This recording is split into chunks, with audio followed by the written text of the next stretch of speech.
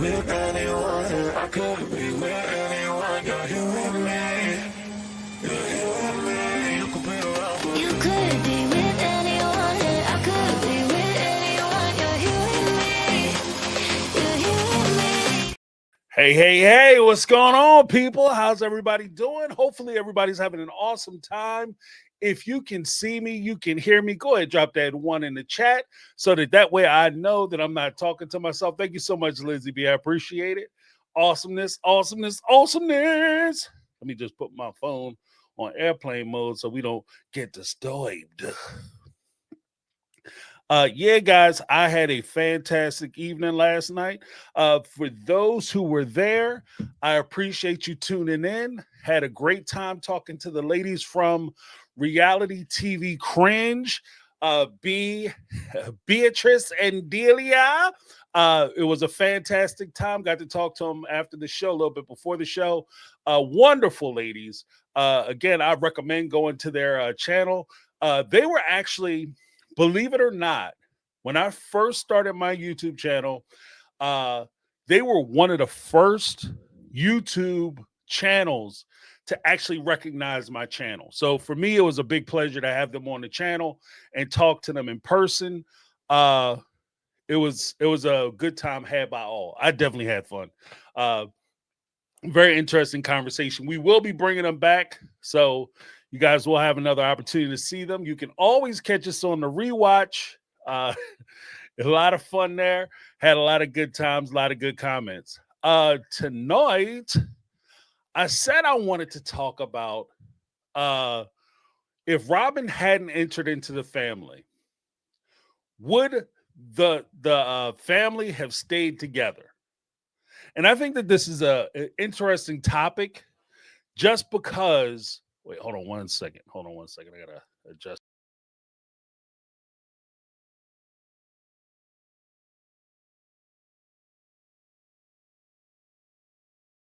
All right, someone's getting on my nerves. I had to fix it. I think this is an interesting question because a lot of times we give a lot of heat to Robyn. Rightly, wrongly, fairly, whatever, she gets a lot of heat, okay? And I think, raise this up a little bit. Okay, I think that the heat for the most part is fair. Like, I don't think that she's somehow slighted or mistreated because people make observations about her. Okay. Do I think that her presence in the family had a negative influence on the family? I absolutely do. In fact, I have a video coming out tomorrow. I'm going to release the Monday Morning Motivation video. I'm going to release a little shot on 90 Day Fiance. And I'm going to release a video I did about Robyn and her influences on the dynamic of the Brown family and how she took the Brown family over, changed it. So I want you guys to check that out. In fact, do I have I think I already have where's my jointy joint? Show you guys the yes, on my other disc. But it'll be out tomorrow. So keep an eye out for that. Make sure you subscribe to the channel, ring the bell for notifications, hit all my stuff so that way you don't get lost in the sauce when it comes to the algorithm. But yeah, so I want to talk about that. But I wanted to pose the question to you guys. And I will pose the question to you guys. In fact, let's run a little chatty chat. We'll run a little chat poll. Let's run a little poll. We're gonna run a poll, y'all. Do you think the Brown family would have survived if Robyn didn't come into the family? Yeah, let's see what people say. I'm gonna drop that poll in there. All right, it's gonna get pinned to the top. All right, so do you think the family would have survived if Robyn wouldn't have entered into the Brown family. Now, I think that there's a lot of argument that could be had here. There's a lot of room for disagreement because whether Robyn came into the family or not, Cody would have been the person that he was, regardless of Robyn's appearance or not. Now, I will say this. Maybe a better question as far as whether the family would have been impacted or not isn't necessarily whether Robyn came into the family, because I take the position that Robyn coming into the family was a symptom of something that occurred in the family which fundamentally changed the culture of the family. And that fundamental change, that fundamental catalyst that changed the family was actually when the family got the TV show. When they had that fame, they had the attention, they started getting that money, that paper started hitting the door, everything changed. Their entire attitude changed. Cody could be the person he always thought he was changed. You understand what I mean? Like, he started out, he's Mr. Joe Friendly. He's Mr. Oh, I got to get the family together, and the family's the most important thing, and I can't understand how the family can't function, and we can't work as a family. Then all of a sudden, they start getting that money. Then it's the family is in my way of my goals. Then it's the family needs to get on board or get out. The family, these wives need to start doing what I say, or they can beat it. Because prior to the show starting, this family was forced into close quarter combat with poverty. They were forced to get together and work it out. They were forced to put their heads together to try to figure out their bills. After that money started coming in and your bills get paid, that's when you can start acting a damn fool. And I think that that's exactly what happened. Cody could do the stuff that he always wanted to do. He could go and lay up at Robyn's house and be mad at the other women because they're not acting like Robyn. I come over your house, y'all got a whole list of stuff for me to do. I go over Robyn's house, I could just sit up on the couch. She'll come by, rub my feet, bring me my beer, and then once in a while play with I'm about to say something really naughty. But you understand what I'm saying? And I think that that's why the family fell apart. I think that was a big reason as to why the family fell apart. Now, when it comes down to it, Robyn coming into the family did not help. Hell to no. Because Robyn, the money, in my perspective, the money was a lot like a fire.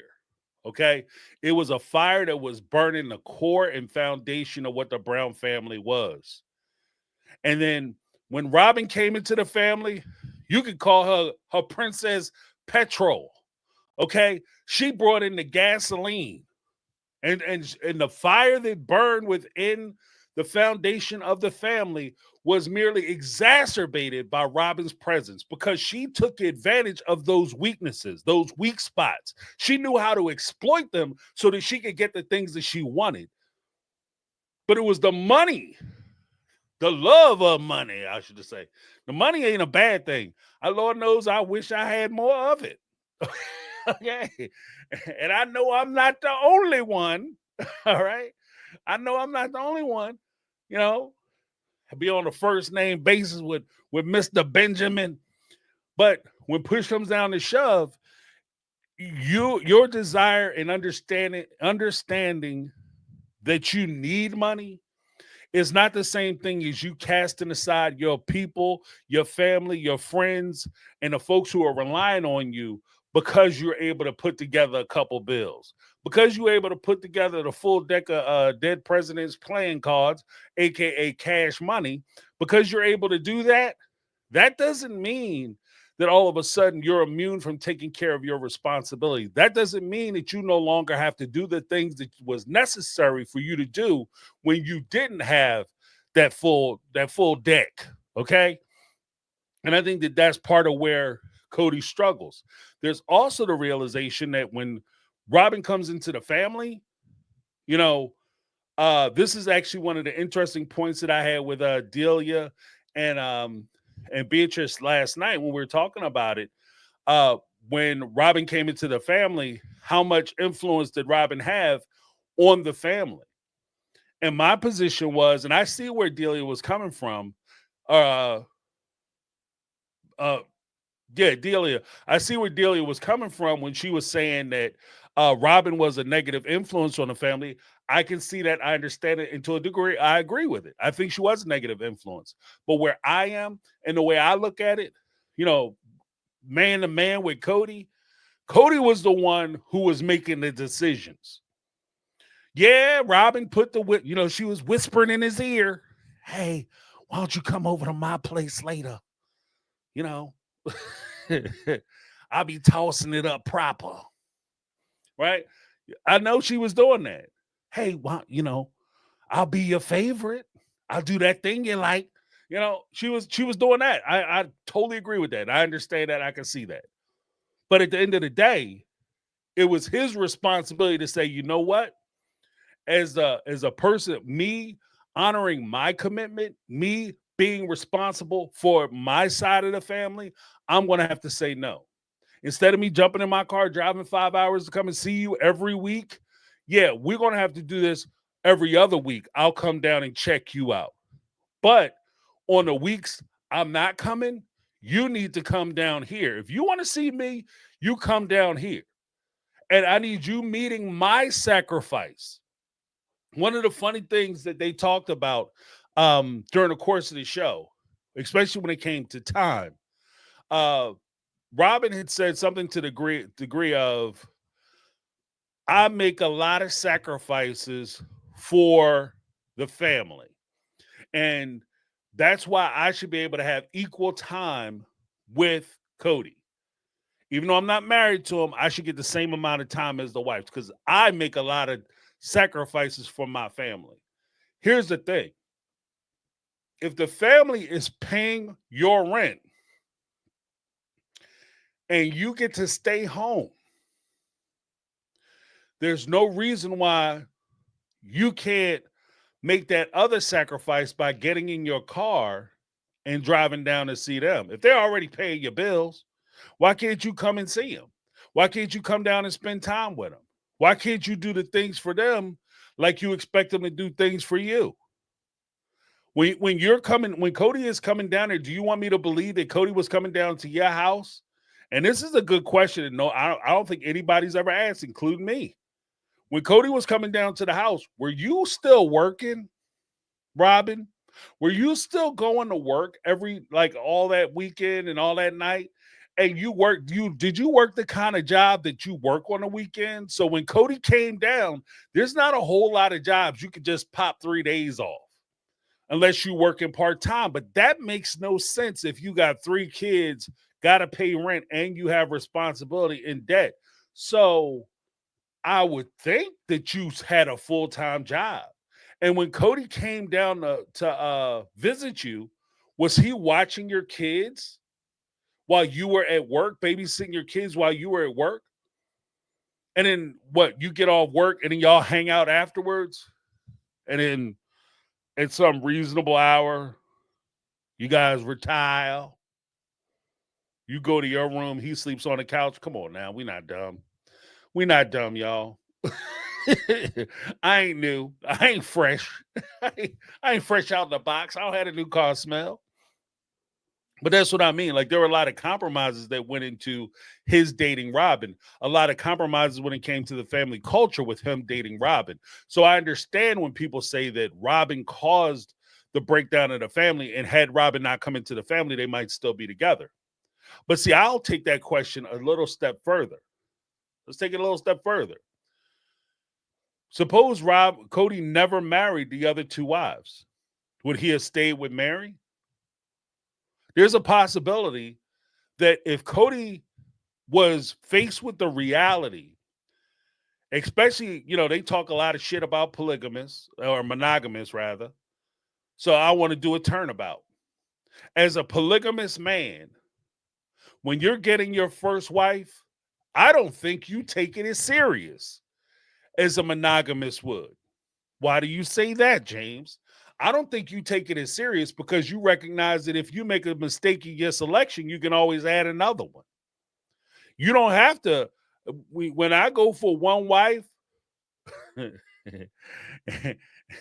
I have to be very careful with who I pick, because if I fuck with them, I'm stuck with them. That point blank, pardon my French, but that's just how we say it around Chow. If you mess with it, you stuck with it. That's your lady. Now, that's your wife. But with a polygamist, hey, you get married to one, you don't like her, you know, she kind of funky, she don't do what you like. Oh, but here go another one and another one. Then you ask the question, if Mary and Cody were they decided to pursue polygamy, they were having problems even early on, even though they couldn't keep their hands off each other. Let's face it, they were young, they were dumb, full of whatever, and they had to get it out. So they were doing what they do.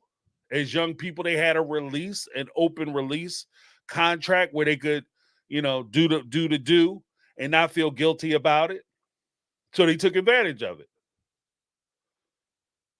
Then when you add Janelle onto it, Janelle and Mary were having problems. And it was a foundational issue. They had problems up until the time you added Christine. And then when you add Christine, there's an additional problem. It was so bad that when Mary and Janelle were by themselves, there was one point where Janelle had Cody and Mary had moved, and Janelle said she wasn't gonna go with them. Okay, that's how it was going. Like, they were having, look, at the end of the day, I'm going to touch on it more in depth in my video, but at the end of the day, between the time management, Cody wasn't good with the time management. When you look at the finances, relationships, I don't give a damn whether it's monogamous, polyamorous, polygamist, polygynous, plural, not ethical, non-monogamy, whatever. Money and finances will break your shit up, because when you get to arguing about money, all that other stuff just becomes even more noise and more of a problem. As they start to talk about, like, oh, well, we can't afford to do X, Y, Z. Well, maybe if you didn't have so many damn wives, if we didn't have so many mouths to feed, we would be able to take care of everything. Everything will be broke down. If we didn't have this one thing going on, we would be fine. And so that's always going to create a problem. It's always going to create a problem. And that's what they had going on, because they were poor. We caught up with the Browns when they started. They were right at the forefront of when they started making money, good money. Prior to that, they were poor and they were struggling. And part of that struggle is there's going to be a lot of disagreements about money. Now, I know some people always say that, like, infidelity breaks up more marriages. I think money breaks up more marriages. I think money problems can cause, to some degree, infidelity. I think money problems can cause you to have difficulty with how you choose to raise your kids. How much money do you plan on putting on the kids? How much are you volunteering? Do you put them in private school, public school, parochial school? That could be a question of money. What kind of clothes do you buy them? What kind of outfits do you give them? What kind of activities do you put them in? These are all questions about money. And if you don't have money, then these are going to be big issues that you're going to have to conquer, or at least face with your partner. And it's harder, especially when we talk about polygamists. It's harder when you have 3 women that you're having these conversations with, especially when you have somebody like Janelle who's going to work every day making the money.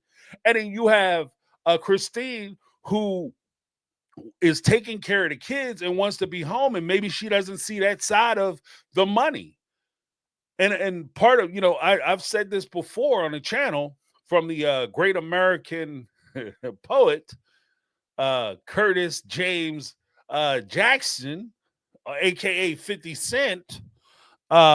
He talked about how his grandfather, I think some of you have heard me talk about this before, his grandfather would go to work, he'd bring home his check, he'd hand it to his wife. The wife would, Curtis would say, or 50 Cent would say, why did you give the money to her? Because that way she knows what we make it.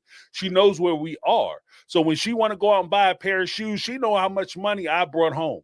She knows how much money the bills are. She's paying the bills, the mortgage, the utilities, all that. So she knows how much is left. And because she understands what's left, she's not worried about getting a whole bunch of extravagant stuff. It was a way for him to sidestep a lot of those problems. In a family like the Browns, they strike me as the type of family that keeps a lot of secrets. Even before Robyn came into the family, it became much worse and more apparent when Robyn came into the family. But I don't think that Mary or Janelle and Cody were coming home and saying, look, this is exactly how much money I'm making. This is exactly how much money is going out. These are the bills we're able to pay this month. These are the bills that we just going to put something on and pray they don't cut nothing off. And if you're not having those kind of conversations, it's always going to create problems. The Brown family had problems before Robyn came into the family. They were not the perfect family. They were not living this perfect life and everybody was getting along great. Then Robyn comes in and ruins everything. Robyn came in and exacerbated all the problems that they already had. Christine was already complaining about how she was being treated. She felt like she was being slighted in the family. When she talked about like the one house deal, and not wanting to do the one house deal again. She wasn't saying, I don't want to do the one house deal because of Robyn. She said, I don't want to do the one house deal because this is the first time I actually feel like a mother. The first time, not the first time in years, not the first time since Robyn came into the family, the first time I've ever felt like a mother. That's a problem. How Cody was treating Mary. You don't just melt the fucking ring because you got a new girlfriend. Okay? Yeah, that's a problem. All right. You don't do the stuff that Cody did to Mary just because you got a new girlfriend. You go into the gym more. Okay, maybe that's something that usually happens when somebody get a new girlfriend. They start going to the gym more, they start working out a little more, they become more fit and stuff. But they don't just all of a sudden just start doing like crazy nasty stuff unless they have a problem with that person. Janelle, like I said before, I think that he had a relationship that was unique with Janelle because she had the boys that he liked. Now, I noticed last week when I said this, somebody had, and I didn't have a chance to respond to it. I'll respond to it here. They said that, what about Gabe and Garrison? He didn't spend a lot of time with them. That, first of all, that was post Robyn coming into the family.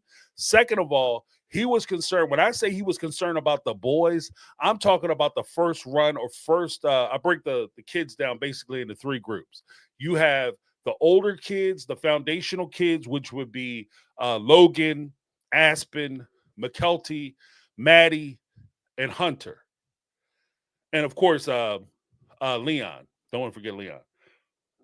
Then you have the second tier children who would be Isabel, Gwen, Gabe, Garrison, Peyton, and those group of kids. Okay.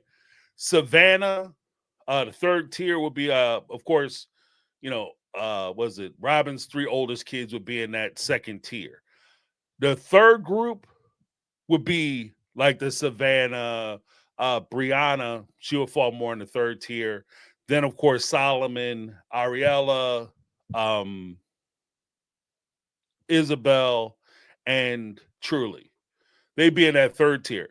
These are kids who are like post Robyn coming, like really focused on and started reaching the age of maturity after Robyn came into the family. Those kids were very young when Robyn first came into the family. Okay.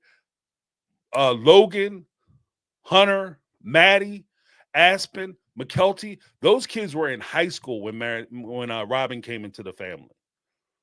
Those were the kids that Cody was, when they talk about like, oh, he was such an involved father. Those are the kids that he was an involved father with, particularly Hunter and Logan. Those are the kids that he was involved with. When Janelle talks about, because she was always the one who was saying he was such a great father. He was so involved.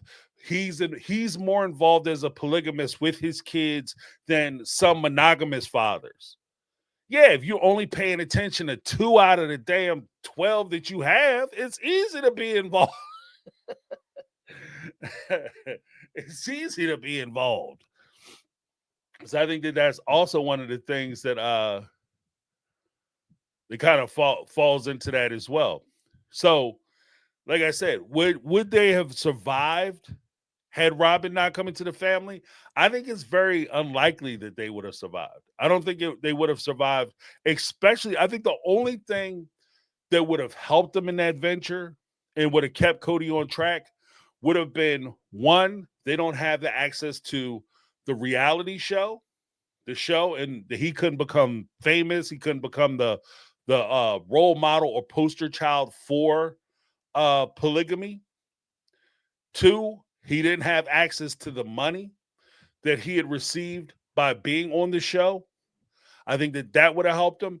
And here's why I think it would have saved the only way it would have saved the marriage. It would have saved the marriage because he would have been confined to being a part of the church, the AUB church. He would have been relegated to staying in the AUB community. And he would have had those social pressures, which would have kept his marriages together. Not necessarily happy. Let's not be confused. I don't think that they would have been happy, but I think they would have stayed together had they had the social influence of the AUB in that community. Mostly because the women wouldn't have been able to leave, especially they wouldn't have had the support of the fans and everybody saying, girl, you need to get up out of there. He's ridiculous. They wouldn't have had any of that. They would have had people who would have said, look, if you're thinking about leaving, people who are like Mary's mom, this is your responsibility. This is your duty. Suffering is what's required of you. And it's not something where you walk around and you have the luxury of being happy and fulfilled. Suffering is something that's required. Everybody who's married suffers. Do you think I love your father? I can hear the conversation. You think I like your daddy? No, I hate his ass. Every day I wake up, I put a mirror on his nose and I curse the heavens because I see that little fog in between his snoring. You know how many days I wanted to take that pillow and put him to sleep, you know? And I know they had those conversations, but I don't, because that's not what our Heavenly Father wants. So you have those pressures, and I think that would have kept them together. But I don't think it would have been like they would have found paradise or happiness based on the fact that they were just together. Like Robyn not coming into the family, you know, it exacerbated things. It certainly made things worse, you know, and it probably, if anything, it might have hurried the demise of the family. But, you know, between Robyn coming into the family, Kody getting what he wants, Kody making decisions to go along with the things that Robyn wants, I mean, his family was doomed. Kody becoming the man that he always wanted to be. And of course, Robyn there secretly rooting him on to become the man that she wanted him to be and the man that he always wanted to be. They were you know, stick a fork in them, they were done. Let's hear what you guys had to say as far as the poll was concerned. Do you think the Browns would have survived if Robyn didn't come into the family? 68% of you said yes. 32% of you said no. All right. Let me here's what I'm going to do, because I'm not going to be able to go longer than 2 hours tonight. So I am going to copy that. I'm going to copy, cut, paste. Here's the link.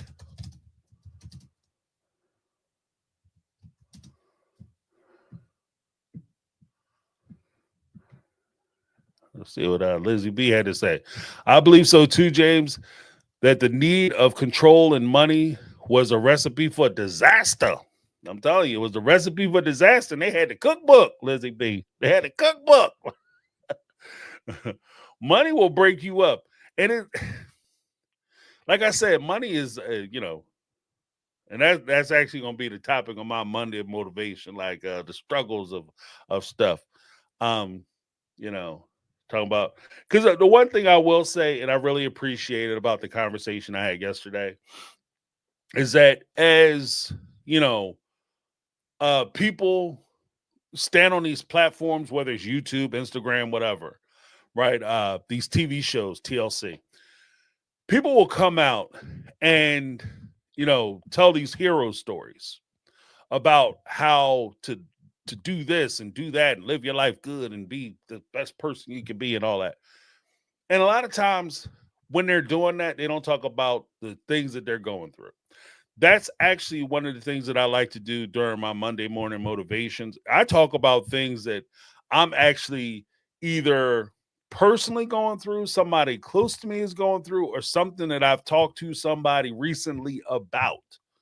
So this isn't just stuff that I'm saying like, oh, well, this is theoretically how I would look at or view certain situations. This is literally how I view certain situations as I either go through those situations, people close to me go through those situations, or people I'm talking to are going through these situations. That's what I like to do, because I think that it's more functional if you're actually doing shit. One of the things that kind of annoys me, even with like therapists, counselors, and professionals, people in the field, they'll talk about things from a theoretical perspective. They never had anybody that they knew was on drugs. They never had anybody that they knew were being abused. They never knew anybody who was going through these issues. They grew up in these picture perfect families, but then they want to sit there and try to tell you and counsel you on how you should do some shit that they have no idea what it's like. And it's something that they learned about by reading a fucking book. So no, that's not enough. Sometimes you got to actually get your feet wet. You got to get your hands dirty, and you got to get down in the gutter to understand where people are coming from and what people are going through, so that way you can actually give them functional advice and not just theoretical bullshit about what you think is going on and what you think is happening and what you think they should do. You know what I mean? And that's one of the things that, like, and again, I don't want to slam Mary and her evolution and where she's at as far as her worthy of business. I think she's going to handle her hardship, her suffering, and the things she went through. This is a necessary step for her. Okay, I think that this is part of her healing process. So I don't want to smash her too much. Like, I understand where everybody coming from. Sometimes you got to record them losses, babe, boo boo. Like, you got to tell folks where it is, because everybody know your losses have been public fodder for almost a decade now. Like, people been talking about how you cheat on your husband, all that shit. Like, we've been talking about all that. So just recognize it, talk about it, get it out the way, and deal with it. But, part of her overall coming around to where she is and where she needs to be and what she needs to do to get through what she went through, I think that this is a necessary step for her. How functional the advice will be for others, I don't know. Because again, I like to think that I could give a clear, concise message or information or observation that somebody can use to help to improve their life or lifestyle or whatever. At the end of the day, you might hear me say something, you blow right past it. Mary might say something that might actually touch a chord for you or make you see things in a certain perspective. I don't want to knock anybody's grind, but I'm just saying that from where I am, I want to try to give a more realistic or real approach. And if I ever say something and I find out, you know what, how I dealt with that was not the best way to do it, I'll get on here and say that. That's the difference. I will get on here and say, you know what, remember when I said blah, blah, blah? Yeah, I was wrong. I'm not perfect. I ain't perfect. And then there's also the understanding that not all problems have the same solution. Even similar problems sometimes have to be addressed in different ways. A lot of times, like, for instance, just real quick, and then I'll open up the floor. But a lot of times we talk about like how Cody turned his back on his kids. And watching the show, do I think that Cody turned his back on his kids? Or I think that maybe there's some things he could have done better, for sure. Especially if anything on this show is accurate and true. I think there's a lot of things Cody could have did that were better. I think there's a lot of ways that he could have improved in his approach to how he dealt with his kids. Does this mean that every parent who deals with kids who are troubled or have issues is wrong if they have to maybe limit how much contact they have with their kids? No, because every situation is different. Because I mean, folks, the easiest way I can say this is that evil people come from somewhere. Okay. Evil ass people, narcissists don't just hurt they significant others, their kids, their friends, and the people around them. They go up too. They hurt their parents. They hurt their grandparents. They hurt the people, mature people in their lives. It goes both ways. You know what I mean? Kid, the same way a child may have to cut a narcissist off, a narcissist parent off, a parent who is like a normal frame person may have to cut off that narcissist child for their own mental health and for their own well-being. I know this isn't a popular take. People go, James, you can't never cut your kids off. Sometimes you have to do that shit. Sometimes if your kid, there's a fine line between tough love and you being alienating your child. There's also a fine line between you being accepting of your child and you enabling your child in their bad behavior or their destructive behavior. And sometimes you have to know that, if I keep helping them and I keep covering for them and I keep doing for them, then I could be leading them down into a place where they may get hurt, where they may get destroyed, where they may eventually self-destruct. So in order for me to save them, I have to pull back from them. And so I think that, again, I don't think that there's any hard, fast rules for a lot of this stuff. Most of us, and dare I say all of us, are trying to figure this thing called life out. We trying to figure out the proper rules of the road, the proper ways, the best ways for us to move forward. And that's what I try to do on Monday. So check out the Monday morning motivations. Enough of that. I'm going to open up the floor so you guys can give your take as to whether you think the Robyn destroyed the Brown family or whether you think the Brown family would have eventually self-destructed. And here's another question. Since we're going to talk about it, do you think that the Brown family perhaps should have been destroyed? That's something we don't really talk about because we always frame it as if Robyn wouldn't have came into the family, they all would have stayed together. Okay, fine, they would have stayed together, but would that have been the best thing for everybody involved? Because I may even go as far as to say sometimes you go through hard things so that you can get to a point where you need to be. So you have to go through this hard thing. Like I've always said that sometimes you get these lessons or whatever in life. You get these lessons in life. And as you learn these lessons will be important for you to be able to achieve the thing that you want to achieve. Like, for instance, if you lose a bunch of money, right? Or if you struggle with money in the beginning, you trying to figure out how to pay bills and you go through some really hard times, when you get money, okay, when I get money, I'm not just blowing it on everything. Oh, look, that diamond necklace is nice. Oh, look, that's a nice link chain. That's Cuban link. Boy, that's going to be nice. That's fire. Oh, look, I can afford these cards. Oh, I can take these credit cards out. Oh, look, I get this big old house that, you know what I mean? Because they're going to give me the mortgage, even though I can barely make the payments. Oh, look, you understand when you don't have, sometimes when you don't have and you struggle, when you get, you say, okay, now that I have, and I'm starting to stack some coins, I'm stacking my chips. Okay. I'm going to take and I'm going to save those and I'm going to be reserved because I understand what it's like to be poor and I'm not trying to go back. And so sometimes that suffering actually makes you better suited for when you get to where you want to go.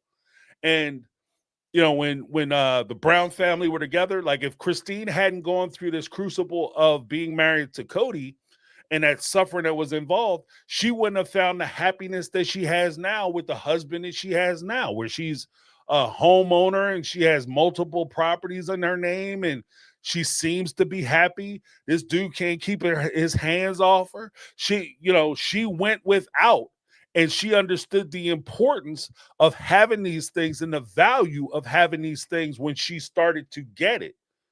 And because she didn't have it before, now she has it. She's looking at it like, oh, this is lovely. This is what I've always wanted. This is important. But when you have things all the time, this is actually an interesting point. Like I said last night, it was a very good conversation. When I was talking to Delia and Beatrice, when you have something and then you've always had it, you can't see yourself not having it. You don't know the value of that thing. When Robyn came into the family, she had, she had youth and she thought she was good looking. Now, she's no longer young. I'm going to leave it there. Okay. She ain't no spring chicken no more. Okay. So you're in a different situation now. And so you have to act differently and understand the world differently because now you're different. So yeah, I'm gonna leave it there.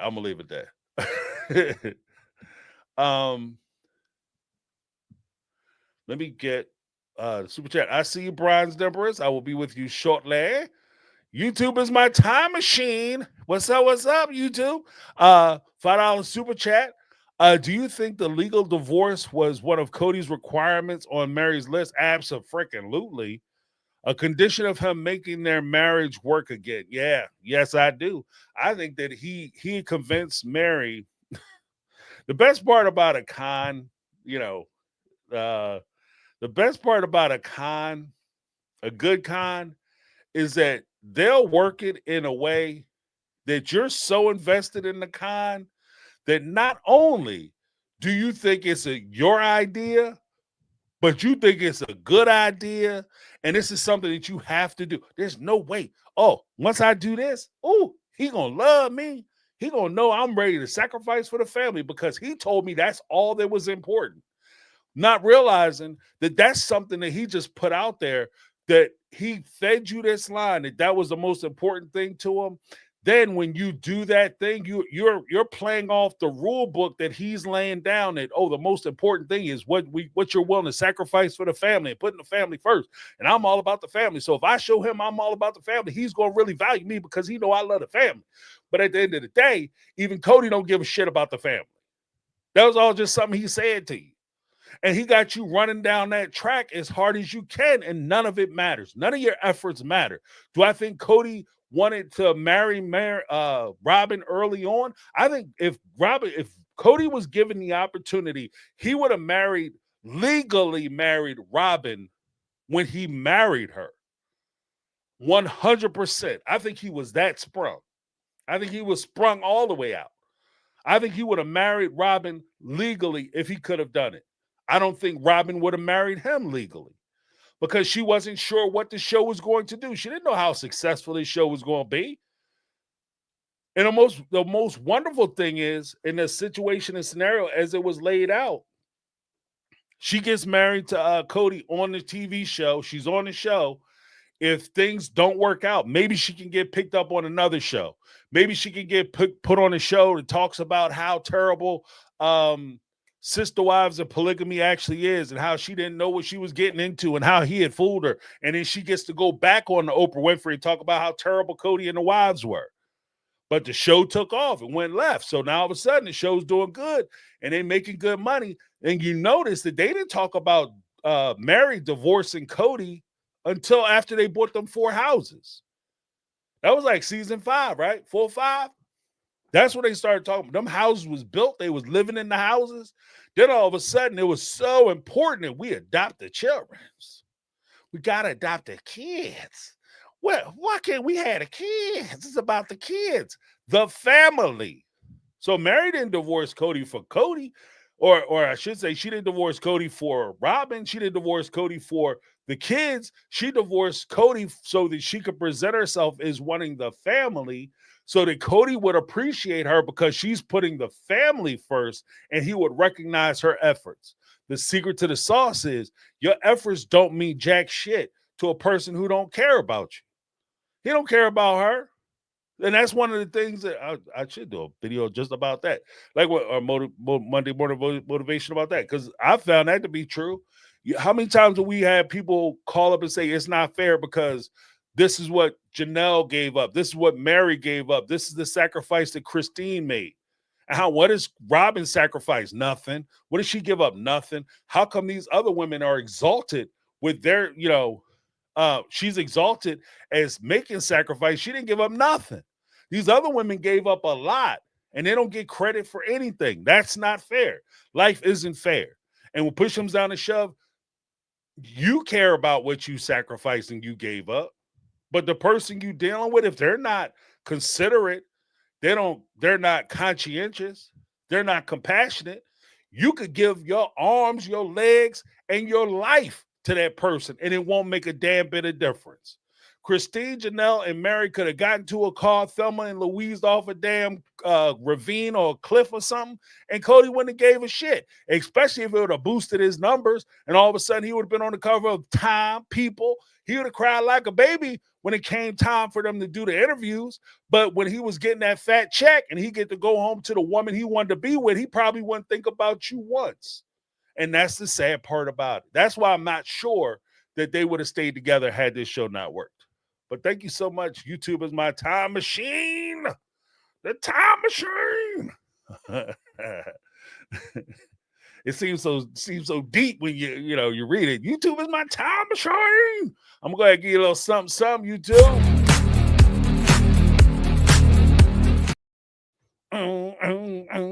Thank you so much. YouTube is my time machine. Now, coming to the stage, next up we have the Bronzed Empress. What's going on? How you doing? How you doing, James? Doing very well. How's life treating you? Am I too loud? I'm on my phone. No, you're good. You're good. Okay. I just had headphones. Probably got a little feedback on it, but you're good. Okay. So I'm doing good. Thanks for asking. Hey, fam. I'm always if I don't comment a lot in the chat on Sundays, I'm still in the bushes because I do all my work for the week on Sunday, getting prepared for the week. No, there's no worries with that. But yes, I do think this family was doomed, whether Robyn was going to come in or not. Because if you look back at when Cody got married to each wife, he was having trouble in the last marriage. When he got married to Janelle, he was having problems with Mary. They were in lust. I think they were still in that lust phase because Janelle mentioned, how they would hold hands and it would make her uncomfortable with the PDA and whatever. But they were also young, so that was lustful. When all that wore off, he couldn't stand her. I always said, and I think I said this before, he was in no way and no shape to be married to anyone at that age. I don't know why those elders or whatever, the church calls them, allowed him to even be seen as fit as a husband. Where were you working? What kind of money were you bringing in? Why did Mary's father even let him have her? You can't take care of her. You can't feed her. Where are you working? Where's your money? And then the audacity, a year and a half later, get another wife. I thought part of the criteria for these boys to get married, young men, whatever, I thought they had to show that they had income. But Cody turned it around and turned it into a pimping situation. Got motorcycles driving by. But I mean, come on. And then when he was, 2 years, 2 years later, he gets poor Christine, who she was just in love with him. But Robyn, yeah. But the one thing I think they were getting it in when they were dating and all of that stuff. But they also did some talking because he told her the shape of every single marriage he was in. So Robyn knew what to bargain for. Mm-hmm. She knew what to say. Well, this is what I'll take and this is what I won't take. I'm not going to be working. So get that straight. I'm not going to work. So no matter what your other 3 wives think, I'm not going to be Christine going to work. I need my kids taken care of. She bargained for every piece of the type of life she had. What does Janelle say? Oh, Robyn's really looking for a job. No, she's not. Her job was taking care of Cody. Right. She bargained for that. She bargained for that and she got it, and he made it so she could do that and fulfill every covenant and promise that he made to her. Remember? Right. Right. Yeah, the only job I said that too, because the only job she was applying for was back work. Exactly. You understand what I'm saying? Exactly. That was it. Like, she wasn't trying to get no job. Exactly. She was like, I ain't trying to work on. I don't want to be on my feet. Yeah. Yeah, No, she was a 100% wrecking. agree. They already had cracks. She came and exposed everything, and then just rocked and just blew up the very foundation. Right. They would. Right. I Well, think they would have broken up eventually. It just would have taken longer, and those poor women would have had to endure that kind of treatment for a longer period of time. But I think out of all the OG3, the one that I'm most disappointed in is Janelle. She has an account degree. Let me. Accounting degree. Yeah, she didn't keep a second set of books. Right. That lets me know she actually trusted the process. She trusted the religion. She trusted that he was going to hold up his end of the bargain. She did. You know, I'm gonna say this because I think that's an excellent point. This is something that I tell my my daughter as she enters into the workforce. Like, I told her when I working in corporate, story time. When I was working in corporate, one of the mainstay practices that I kept was when I had any email correspondence that I felt was kind of suspect or questionable, talking about a subject matter or something, I always printed that shit out, and I kept an active folder. A running folder of everything I had. If it was something that was like super spicy or crazy, I took it home. I took it home. Too. I do that to and this because, day. And because if you don't know, those who know. But if you don't know, let me tell you what happens. If you keep it saved on your computer, and when they try to come at you, if they come at you left or sideways, and you got to go to a meeting, you're going to sit in that conference room. And while you're sitting in that conference room, they're going to shut your whole system down. You're not even going to be able to get into nothing. Yep. Right. All those emails and your email account belongs to them, and they have the right to block you out of it. So yes, I work in corporate, and yes, I keep a running file at home too. Good job. Right. Yeah, when it gets spicy, because I always say, I'm gonna tell you right now, I think I've said this before. Some of y'all might be familiar, but some of y'all might not. I call them my receipts, okay? Because they're not only my receipts, they my reservations. Because when the music stops, I'm not gonna be the one left without a seat, Jack. Well, you know how you play musical chairs and, and everybody running, try to sit down in the chair. No, you're in my seat. This would be your email. Right. You told me what to do. Not on me, sir. Or if I go there, we all going. We all get a box trip today, Jack. Yeah. Nope. Here's another thing but that like you said, I wanted to I'm bothered. I'm highly bothered by Cody shutting these kids down, these grown kids that are non-Robyn children. They're stopping them from making money. Why did Maddie stop her podcast? I have a feeling. Was it Cody? Yeah. You see what I'm saying? So I'm waiting for a child to stand up to him and say, "You want to stop me from making money?" And I'm in my late 20s, early 30s, however old they are. Let's go to a judge, Dad, and let's talk about how many hours you had that camera up in my face from the age of 12 to 19. How about that? Right. Yeah, Dad, let's talk about it. You don't want me to make money now, but you made money off of me when I was a child. And no checks were cut. No checks were cut.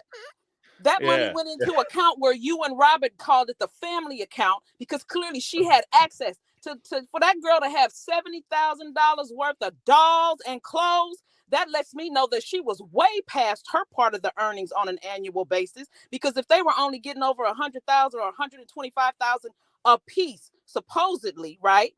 It all went into a gumbo pot. So that means she spent well over her annual earnings. If she got $70,000 worth of dolls, knowing that we all know she like clothes too for herself, and all that crap in the house. So yes, Right. Dad, all for your wife to live like she did, you had to make that money off of me. So why don't I take you to court, Pop? Right. Ain't gonna be no love lost, no way. You ain't talking to me, no way. We might as well go and stand in front of a judge and count these hours that TLC had that camera in 18 kids, well, let's say 13 kids' faces for how many hours per day, per week, per year. And let's add up that money you put in an LLC. Do you got payroll for that LLC, Dad? Do you? Do you think you can dig it up, Dad? He needs one child to do that. And the wives would not have to say a word. Right. Or just stay out of it. I mean, that's the whole thing too, is that some of it, like, I think that there's the one disturbing part of like Cody's relationship with his kids. Like, I remember there was a episode, I don't know if you guys remember, it was like right when Janelle and Christine were studying for that real estate test. And Christine went over to Janelle's house, and Gabe and Garrison were upstairs arguing over the video game. Cody's sitting on a big old chair, playing in his phone and typing in the computer. And they're up there, like, Gabe and Garrison are going bananas. Janelle has to keep going upstairs to get him. And then, like, all of a sudden, she goes up, threatens Gabriel, or Garrison. Then Gabe calls down and says, he's saying the F word, but he's saying the real word. And Cody is sitting there the whole time. Yeah. And then she has to go back upstairs. She takes the game away. Then when she walks out the room, you see Garrison run across and kick Gabriel. And at that point, Janelle had to call down the steps to get Cody. And he had one of those, oh, well, I guess I have to go upstairs. But the whole time, I thought that was very telling, because if I'm sitting there in the house with my kids and they're acting a fool, I would be the one, but yo, what y'all up there doing? Sit your ass down somewhere, stop playing around, enjoy yourselves, keep it down, whatever you want to say, right? But then if your wife goes upstairs or your significant other goes upstairs and she's talking to him, and then you hear her talking to him, and then she leaves and one of the kids starts screaming, you'll be out of that chair. Right. You be out there chair and up the steps. What is going on up here? Why are you disrespecting your mom? Your mom up here talking to you. You see she downstairs studying, trying to do something for herself, and y'all up here acting a fool. What's up? Why y'all doing this? He didn't do none of that. Oh, well, I guess I'll go upstairs, find out what they want. And that's what I mean. Like, he wasn't an involved parent. Like, I don't know what they talking about. He was involved. He wasn't involved at all. Absolutely not. I mean, he was truly a bump on the log. But that's because they allowed that. That had been established, that he was able to be that kind of, not helping. The wives just allowed it. So I mean, if that's what it was, that's what it was. By that time, they had gotten too old for him anyway. He only likes children whose minds haven't fully developed. Right. Ergo why Robyn's kids, he still engages with them, because they're not allowed to think on their own. Right. And that's, there's a couple points in that, just on the fact that, one, like, I'm always against you raising your kids weak and malleable to other people, because if they're malleable to you, they're going to be malleable to other people. And you're not teaching them how to think critically and think for themselves, and being able to stand up for themselves when necessary and have their own thoughts and stand on their own thoughts. If you believe what you believe, you know what I mean? Stand there and say it. Stand there and say it. Stick your chest out and say it. But at the same time, like, if you're going to be involved with these kids, when these young men need you is as they start to get older and they start to formulate their ideas, and they start to, especially if they're trying to overpower their mom. Right. You know what I mean? And they're trying to, like, dominate her. Now, let's not get this shit twisted. I want to be very clear about this. I had my dad and my mom was together my entire, childhood. Right. My dad, I did get the, wait till your dad get home. I did have that conversation a few times with my mother. But let's not get it twisted. Mom put in work. Okay. Oh yeah, mine too. Mom was not playing around. She was not the one to be F with. She would, like, I'm telling you, she say something to you, yes, ma'am. Yep. Strong right hand, strong right hand. That Yep. left wasn't too shabby either. She was ambidextrous when it came to that guy. I'm telling you, she Oh was yeah, not the one. She was not the mine one. too. So I'm not saying that, women can't do it. I'm just saying that as a partner, you don't sit there and watch your partner struggle. There's no No. reason for you to struggle by yourself. You go upstairs, even if you just standing there, you Right. just let them know that I see what you're doing. I see she's saying something to you, and I got her back 100%. Right. This is a united front. So she's saying it, she putting it down. I'm right here. And then I'm Yep. gonna say my piece. As soon as you get done, I'm gonna say my piece. Right. So buckle up, buttercup, strap in, because we gonna have us a talk. Yeah. But I ain't seen none of that from Cody. I ain't seen none of that from Cody. No, he was too busy just trying to be king. Right. Just trying to be king and make sure him and Robyn got the lion's share of the money. That was by that time, that's all that was about. The rest of the family were just, he probably viewed them as hangers on. Like, oh God, oh God, what now?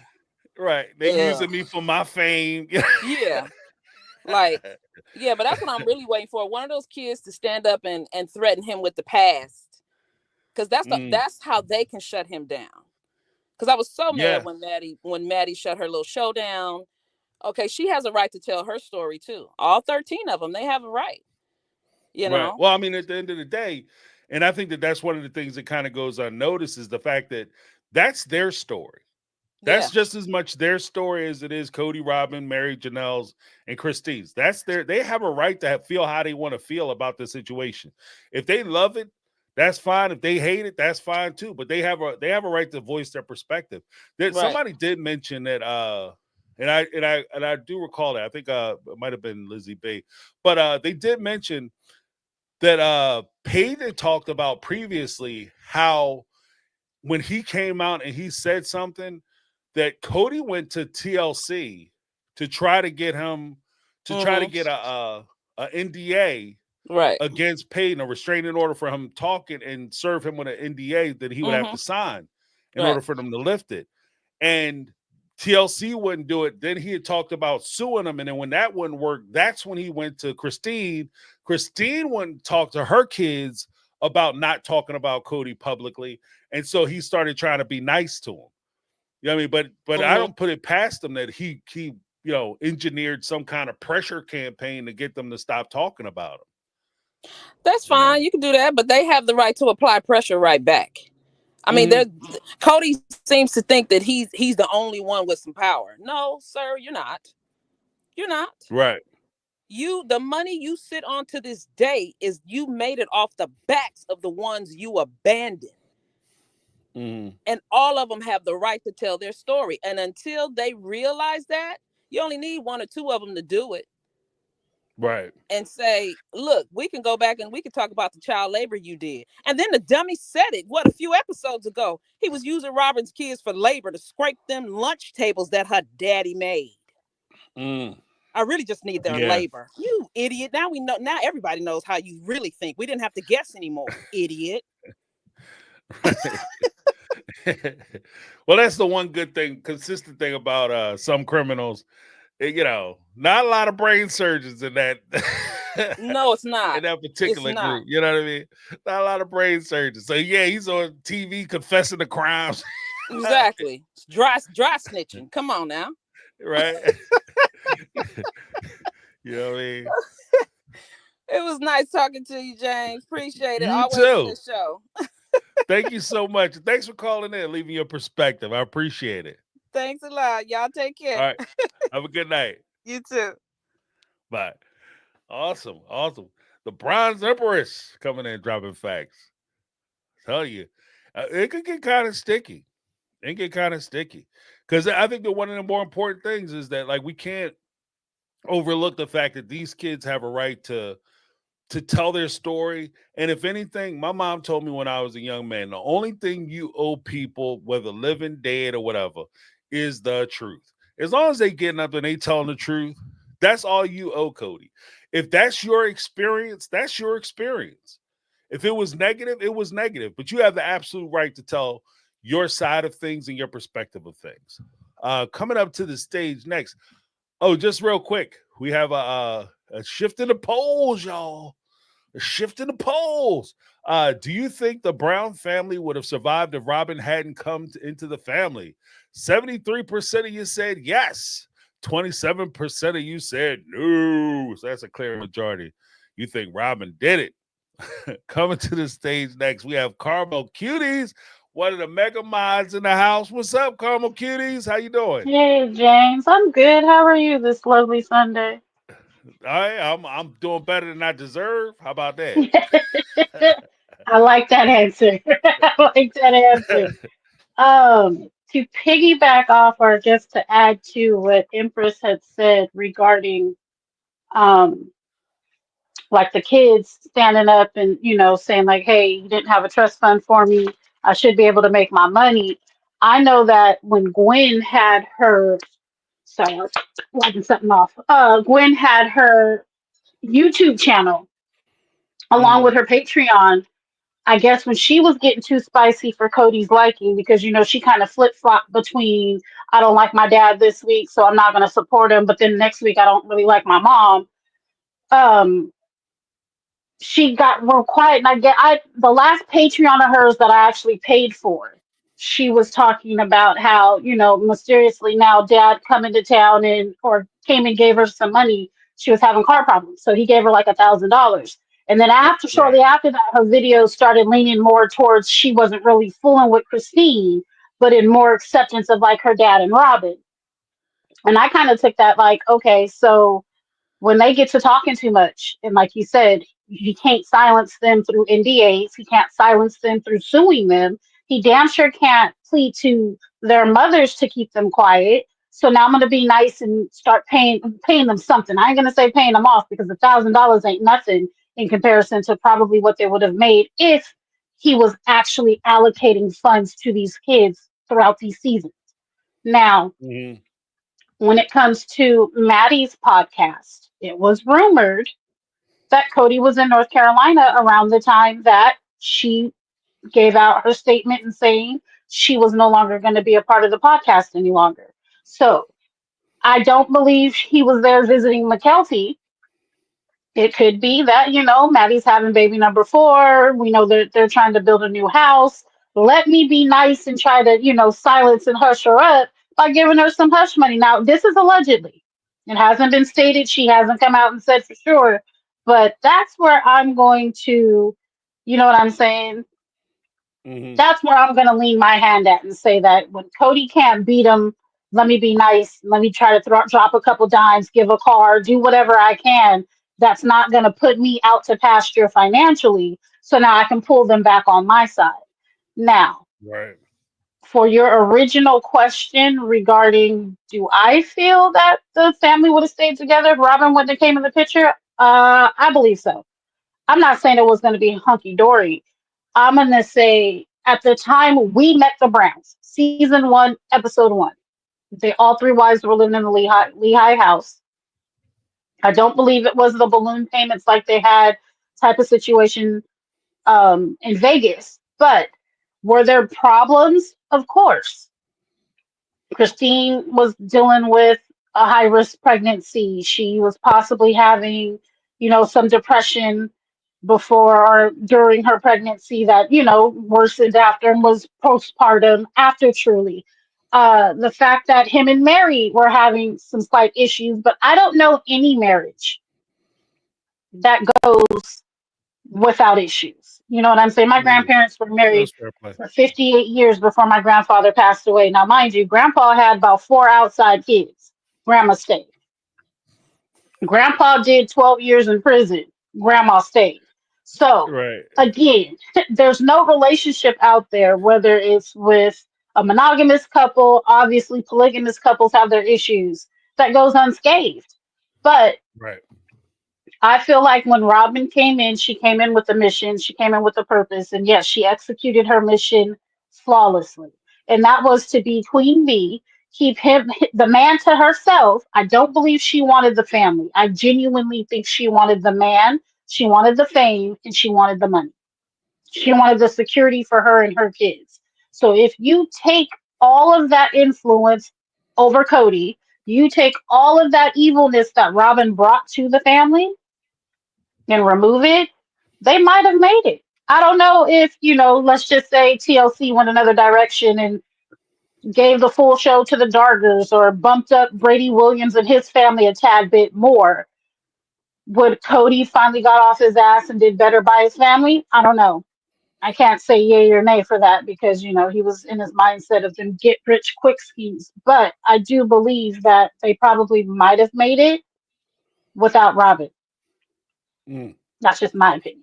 I think that's fair. I think that the one thing that kind of sticks with me though is because I appreciate the fact, like anybody who tells you that they're married and they never have a disagreement with their husband or their wife, that most likely just means that they don't talk to their husband or their wife ever. Right. Yeah. Right. There's no way that two human beings who are in the same coexistent position are always Right. gonna find something to disagree on. Like you just it's just gonna happen.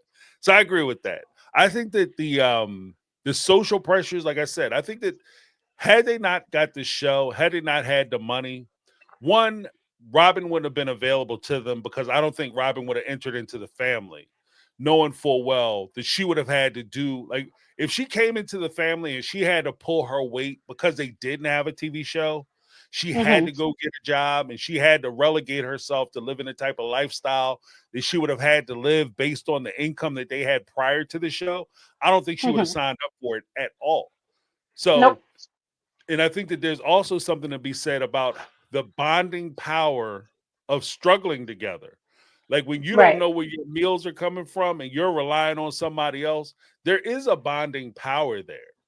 You understand what I mean? Like, Oh, because 100%. before they had that, before they had the show, they were leaning on each other heavy in order for them Right. to make bills, in order for, and I think that actually would have held them together a little better.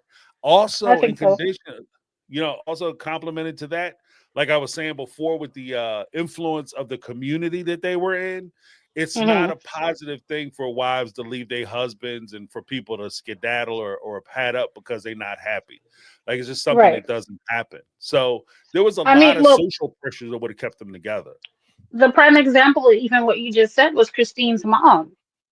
Mhm. Like, they ostracized her out of the community. Hell, her own child didn't even talk to her for, like, what was it, 6, 7 years or so. But I think it was longer than that. I think it I was. think I it was think longer I might have than misquoted it. I think it was like 12 years or so. But at the end of right. the day, they had people around them in Lehigh, Utah. They were still connected to their church. They were still connected to their religion a whole lot Mhm. more than, of course, when they skedaddled to Vegas. But I just feel like what problems they did have, I think that they were still doable. Like Right. Janelle had just returned from her hiatus from the family. So for her and Cody, they were still in like their second honeymoon phase. Janelle was kind of unscathed at that point. She was like, I got my career, we all are together, we got the house, I got my man, my kids are okay, I'm fine. When it Mhm. comes to Mary, whatever little issues, I think they probably could have worked them out. Maybe got a different therapist. I don't know, because Mary kind of strong. Like she was set in her ways and didn't really feel like she needed to change because that's how she grew up. And I have relatives that are like that, and it drives me nuts. Just because that's how you grew up doesn't mean that's how you always have to be. But it is Right. what it is. Right. Right. When it comes to Christine, I think she was feeling just a lot of I watch all these kids all day long. I still have to go to a part-time job at night. I'm pregnant. Cody not really helping the way he's supposed to help. So could Cody have made a turn and been like, well, let me start helping out a little bit more. Instead, I know it's my night with Janelle and her kids, but I could at least go down and help Aspen for an hour. I don't know if Right. Cody could ever be unselfish. You get what I mean? But Mhm. you can't predict the future. I just feel like the setup and the makeup of the Brown family at the time they were introduced to us, the viewers, the fans, the watchers, whatever you want to call yourself. it seemed like they were at a good place. And I get it that everything that's shown may not be. Behind closed doors, he might have been beating their behinds and kids getting whooped on, and he was just a horrible man. We don't know that because we're not there. We ain't the neighbors. We don't see it on a daily basis. I just feel that Robyn came in and had a hell of a lot of influence over Mary, over Cody. She couldn't really break through Janelle, and Christine called her bullshit from day one. I Right. think that even if they would have courted and found another woman throughout the AUB that was not Robyn, yeah, it might have worked. It might not have worked, but at least they all would have agreed on, hey, this is who I feel should come into the family, and not Mary and Cody keeping a little secret. Well, Cody keeping a secret, and then Mary and Cody keeping the secret because let them tell it they had already met without Mary. Right. Right. I just feel it might have been different, and they may have stayed together. Who knows? Or it could have all went to hell any damn way. But Yeah. my strong feelings feel like it's possible they would have stayed together. And I ain't saying that's a perfect stay together. I ain't saying that he might not have still been an asshole to his kids when COVID came around, because he might have still been trying to chase tail on the side without his wife's approval. He might have still wanted to leave the religion without, you know what I'm saying, without Robyn. But Right. I think they might have stayed together. They might have stayed in Lehigh a hell of a lot longer for sure. Right. Yeah. For sure. For sure. For sure. I think that's an excellent point. Right. Excellent But point. that's just my take on this part of what you were saying. I don't know. I don't feel like it would have came to an abrupt end just because you're taking away the public scrutiny, you're taking away the cameras, you're taking away the limelight that Cody basically showed his ass in. Right. So that's how I feel. So I think they would have stayed together. But I Okay. definitely agree. He should have been investing more in his children. Well, hell, he don't know how to invest. He don't know how to manage his money, and that's a guarantee. But since they did have the show, let's come back to reality on this one. Since they did, enter in Robyn and her massive debt and backwards ass spending habits as well, they probably should have done better. I think now Christine's doing well. Seems like David is the businessman that he says he is and doesn't have failed MLMs and everything behind his belt. But I don't see after season 20 or after season 19, whenever Sister Wives ends, I don't see Robyn and Cody staying together for the long haul. Right. Right. Because she ain't been shit for what, 15 years? She ain't gonna magically just start being shit. So she don't Right. want to work. She hasn't worked. I mean, if I was the hiring manager and she came in with her resume, I'd probably look at her side eye too, like, wait, hold on, what? Last time you worked was 2009, like, and that was part time. Yeah. Like, what you mean? You've been going to All school? your What skills do you responsibilities. have? Yeah. Right. She can't even say she was a homemaker. Hell, she had nannies all this time. So Right. Right. she worthless, and eventually his Peter Whacker ain't gonna work, and her Cuda Mama gonna be dried up, and they're just not gonna work out. So, It or I ain't guess gotta that's do just that. my inside karma coming out wanting it to happen. I don't know. We'll see. I'll see you back in the chat. All right. Thank you for calling in, Carmel Cuties. Appreciate you. No problem, James. All right. Have a good one. You too. Bye. Awesomeness. Awesomeness. They had the Mega Mind calling in. Next up, we got Ty. What's up, Ty? How you doing? Can y'all hear me? Yes, yes, we Okay. can. All right. Okay, so this is my first time. I'm a little nervous. Don't Um, be nervous. I'm friendly enough. okay, you're awesome. Like that. Thank Thank you. you. So I have been watching the show since inception, like since Okay. forever. So I have some thoughts. And it was something Cody had said. I don't even know what season. It was a couple of seasons back, maybe season 17. About Christine wasn't ever happy unless she was getting more than everyone else. And I Season don't 17. Yeah. and I don't think he necessarily meant she wasn't happy unless she was getting more than everyone else. I think she wasn't happy if she wasn't getting more than Robyn.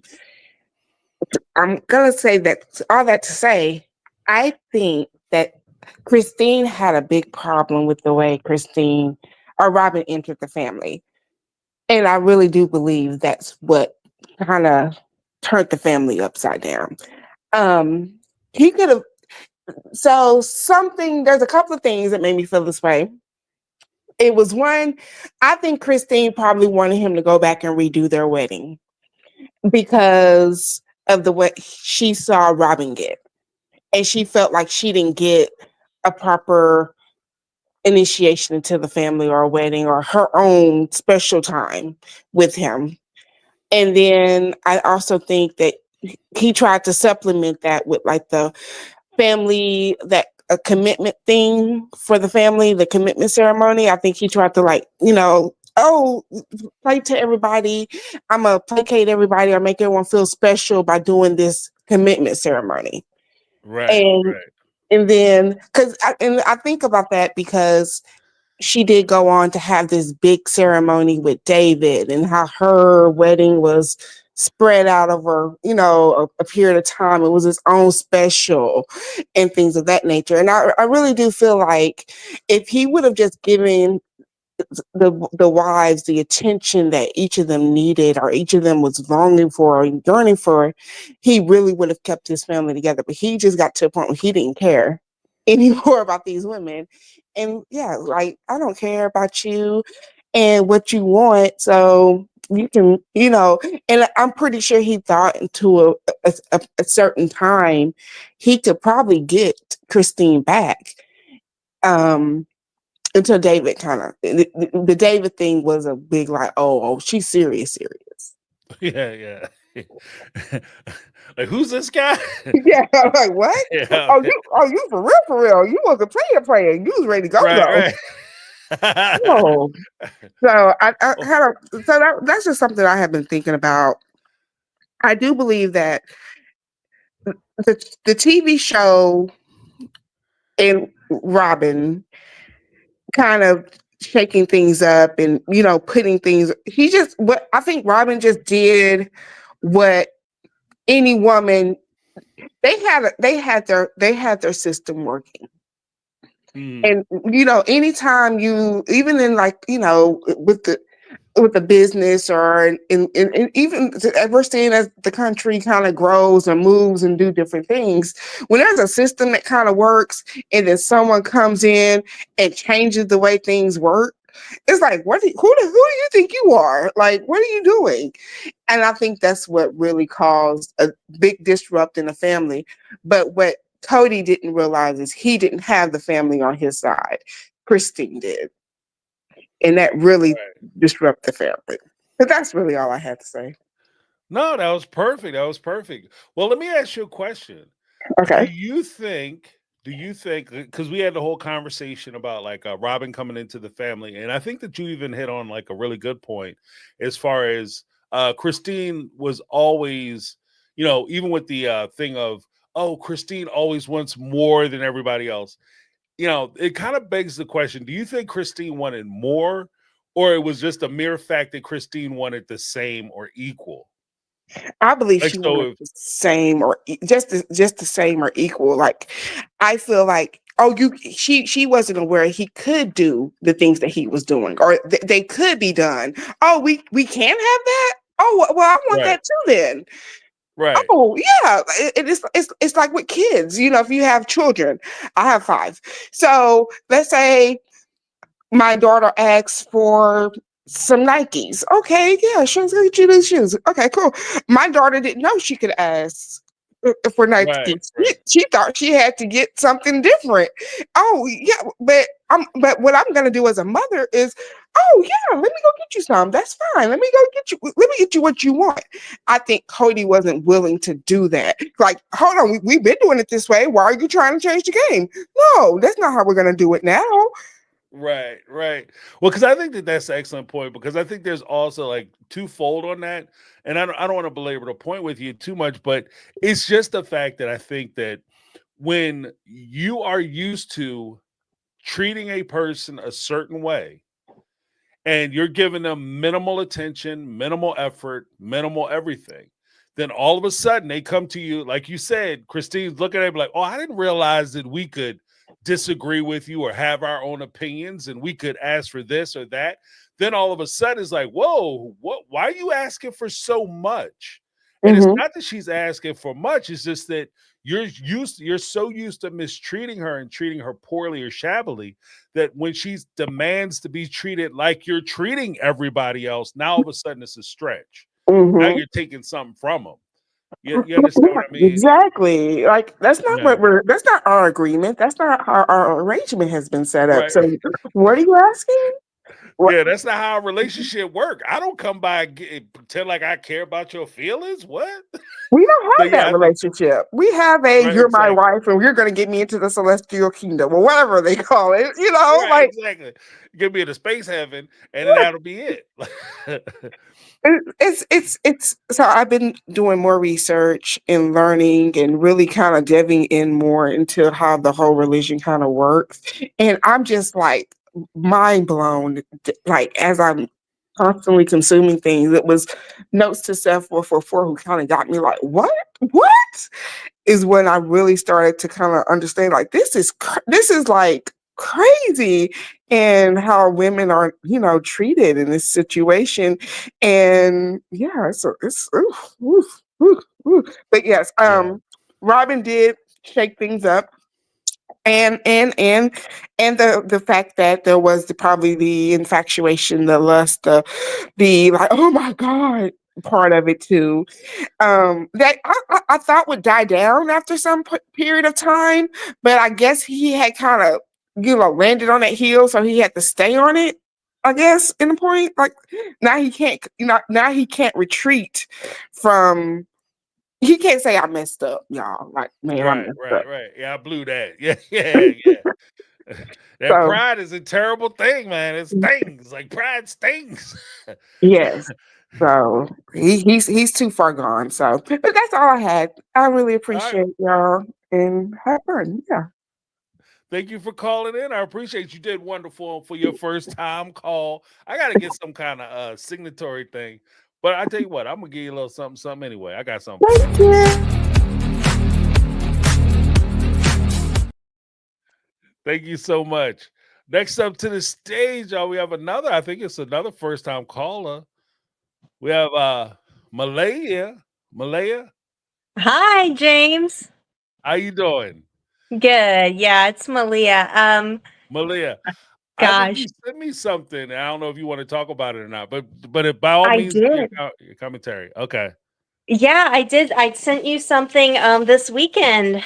Um, so I have been like a longtime fan of your show and of course Oh, Sister thank you. Wives. So yeah, I've watched since the beginning and I have just so my husband and I we took a trip across the country 2 years ago, and we ended up going through like everything from Texas to Washington State, and we just stopped by the places. I mean, I wasn't trying to like stalk on anybody or anything, but um, we just wanted to drive by. He was nice enough to let me drive by. We went to Salsa Brava. We, saw the Lehigh House. We ended up in Moab for a little bit, and it happened to be during Christine's wedding, which I didn't know, but that was kind of Okay. cool. Yeah, I heard about it later. Um, so anyway, but what was really surprising to me was how um the drive for Cody, because we went by their places, like we wanted to drive past Coyote Pass and like kind of see the area. We didn't want to like make a big deal. We just wanted to like cruise on by and just kind of get a sense of it.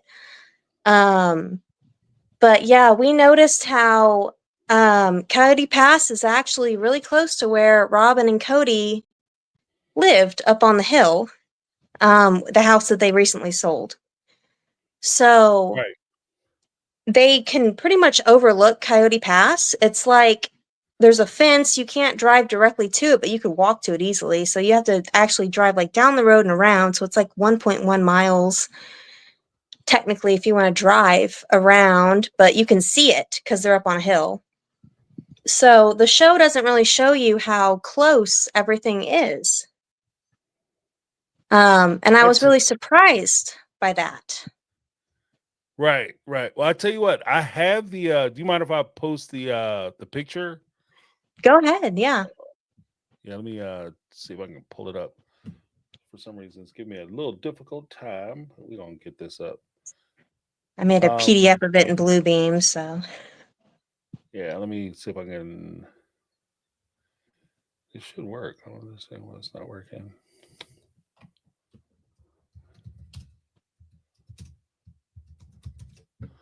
See if I can get it up.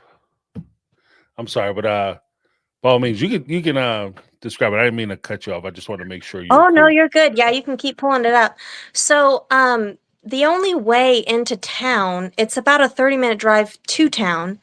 And the only way to get there is to go past Christine's house.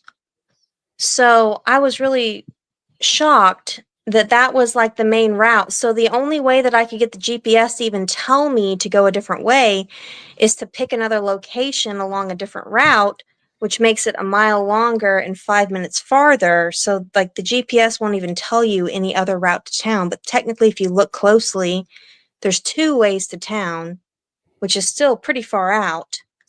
And, it just makes me think, like, back then when her kids were so young, like, are they playing in the front yard? Are you going to, like, drive by? Do you wave and keep going? Like, do you stop? Right. What do you do? Right. Yeah, awkward moments. That awkward moment trying to pretend like you're looking at your phone while you're driving because you don't want to look up at them. I don't know. Maybe you, yeah. Yeah. Well, because I had heard that before. Like, it's interesting that you would, I can't get it to come up. Philly sticks. I don't know why that's not working. Yeah, but I did see, just to corroborate what you were saying, I'm looking at the map now, because for those who are unaware, Malia was kind enough to send me a map of what it looks like to drive it. And as you can see in the map, Cody and Robyn's house, if it's all the way over to the what would be considered the left, is a topographical map, obviously.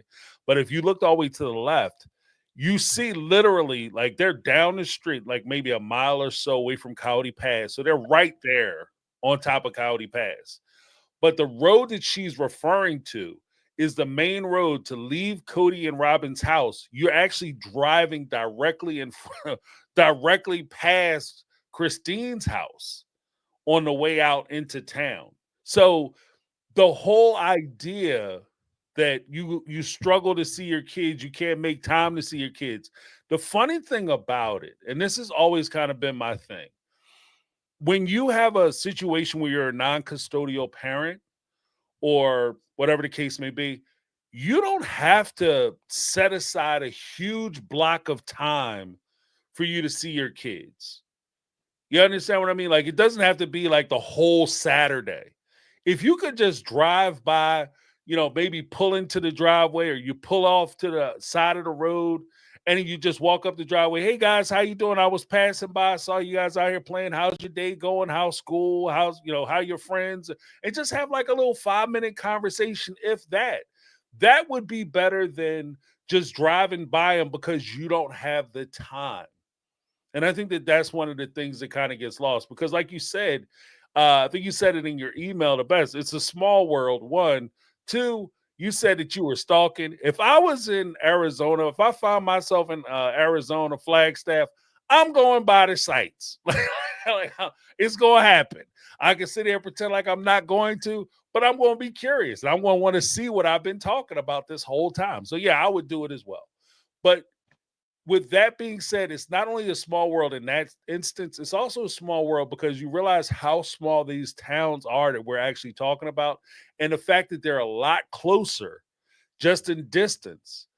So it's not that they were like, one person was in one part of the state And then the family was in another part of the state. And then when COVID hit, they were so far apart and it would have been so inconvenient for any of them to get together that it just would have been feasible for that to happen. I think that this, like even with this map, it just demonstrates either how lazy Kody was initially or the fact that he just didn't want to do it. He just wasn't interested in it. And I think that it really brings that point home, because looking at it, it's like it's crazy how close he is. You know, like he's a little over a mile away from her house. Like it's so crazy. I don't Yeah, know. it's like walking distance. Yeah. And you see him out there huffing and puffing on his little bicycle. He could have been in her house probably in about 15 minutes on a bicycle. So it's just crazy. Like it's crazy to me. Yeah, I don't know. I just, like I said, when I actually saw the place finally, I just was shocked, because you can literally, because they're on a hill, so you can actually see Coyote Pass from there. And then when they like, oh, we went on the, horseback or on, the four-wheelers all the way to ATVs, Coyote yeah. Pass, you went down the road. Like, that's nothing. But Right. also to say like how hard it was to see Christine or whatever, and I'm like, you had to drive by her to go to Walmart every time. So I don't know. I don't know what to say to that. Yeah, it was just amazing to see it in person and finally realize the gravity of how simple it could have been. And I can't say you can necessarily see Christine's house from theirs, even though they're on a hill. She's in the valley. It is 1.4 miles away, so technically, maybe not, but it's pretty darn close. Right. Well, Yeah. I mean, I would also say this though, because one of the complications I've always had with the premise of we bought Coyote Pass so that we could move there as a family and build homes and all that. Coyote Pass, even like this map makes it even super clear and super crisp, but I've always felt like Coyote Pass was literally in the backyard of their house. So it like, why would you like if you already have, because the McMansion is not a small place. You know what I mean? People that might not care for the decor and all that. The McMansion is not a small home.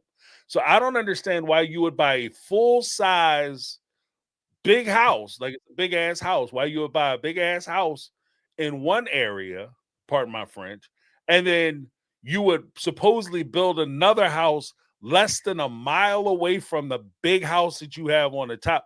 Like, why would No, you do that? You know, no, like, if it I'm doesn't gonna make any sense. No. yeah, if I'm gonna have two houses, I'll have one house on the East Coast, one house on the West Coast, or maybe you have one house, in the Northeast and another house down south or something, or like preferably on the beach. Like I'm thinking like Myrtle or you know what I mean, somewhere Hmm. where it would make sense for you to have 2 and 3 homes in separate places, but nobody builds a house around the corner. Like especially if I'm living in a luxury house, it's crazy. Oh yeah, exactly. So I mean, just the thought that they're gonna like look down and be like, oh, well, we live in this lovely house, but let's build one down here, like where we can see it. There's no way. I mean, at least incorporate it and say like we live right next to the rest of the wives or whatever. They're close enough. It doesn't matter. But Mm, the fact that they'd even pretend that they were gonna build a house to be next door, like they're still technically next door. I mean, there's just right. like one fence that like separates them. Like you make a pass through that fence, put a cattle guard or something. There's no cows out there, but still, like you can just turn the corner and Shoot you're right in over. the same property. You're right there. Right. So why pretend that you're going to build a house when you're obviously not going to? Right. Well, because here's my question, because it looks like it's about you said a little over 1 mile away from Cody's house, the But that's because you McMansion to have to Coyote go Pass. down the road, turn, and go back up Right. because there's a fence. But if But like crow's eye view, I mean, it's right there. You you can could see cut it. across. Right. And that's the thing. Like, I'm wondering if literally, if when they were living in Lehigh and Robyn lived down the street around the corner in the rented house away from the big house where they had like the whole family staying, the three OG3 stayed in the big house, and then Robyn rented the house around the corner.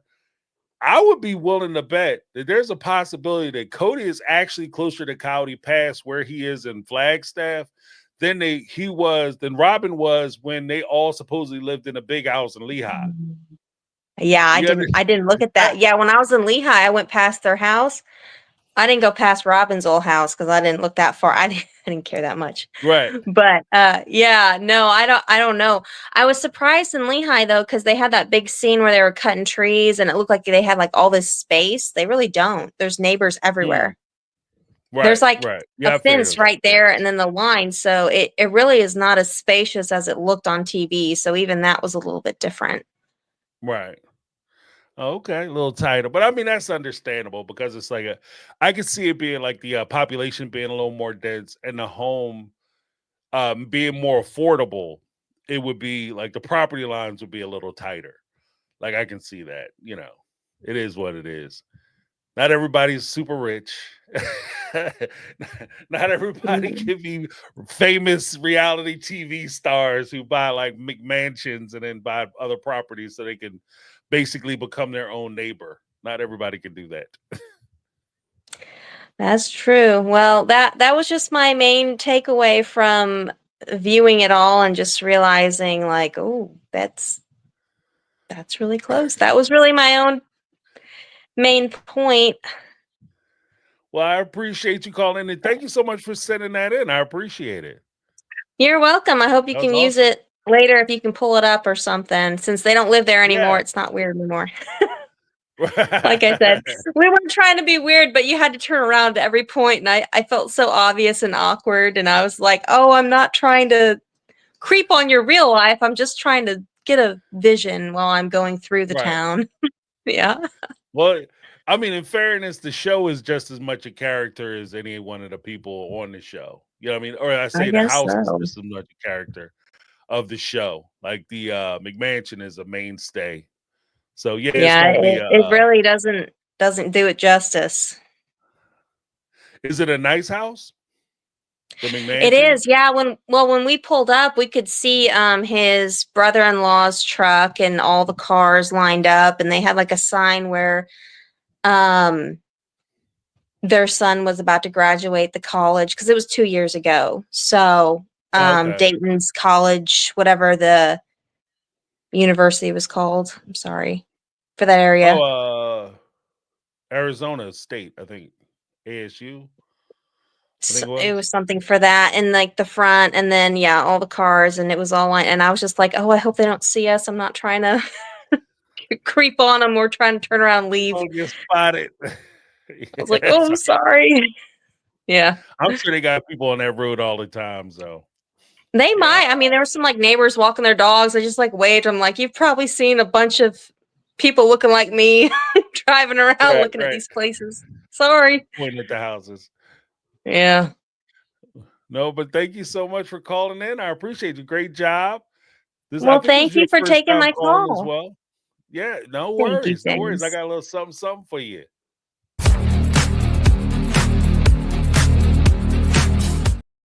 Excellent job. Thank you. Have a great night. Thanks. Good night. All right, good night. Awesomeness.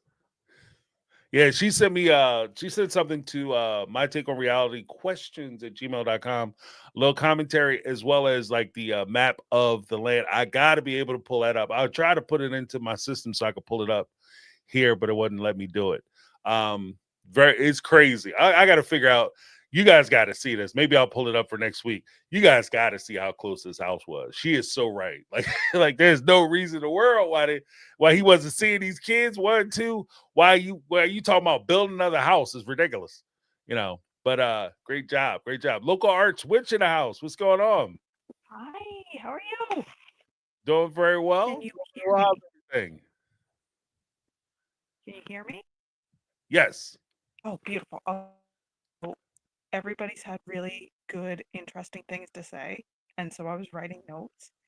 And something I've been wondering is before Robyn entered, like that first episode, it seemed like he seemed to genuinely at least care about these people.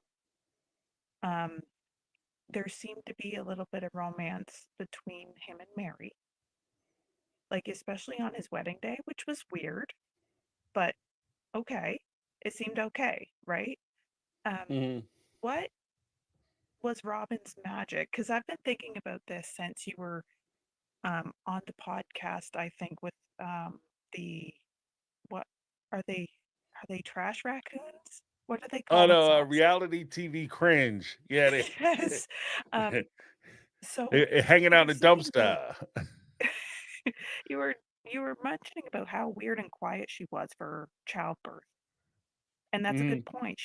I was like, "Oh my God, it seems like so simple, barely an inconvenience to have a baby, right?" Right. Um, what is what was she doing to get Cody to lose all of his marbles and be this crazy over this one human being? Because those early episodes, Cody was full of energy. He was always smiling. Like he had a lot of nice charisma.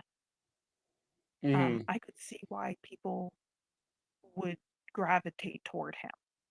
Um, but the longer he's been with Robyn, and I'm not just blaming Robyn, I know she gets it rough out here, but I think it goes to, you've mentioned this, her victim mentality and how sad and that really intense, sad face that she's able to do.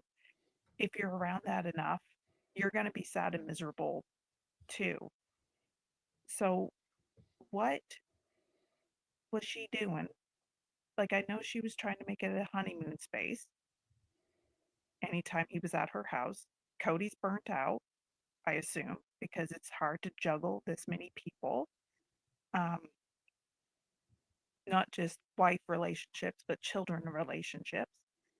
Um, but I think Robyn's marriage on the show really helped that first season blow up the way it did.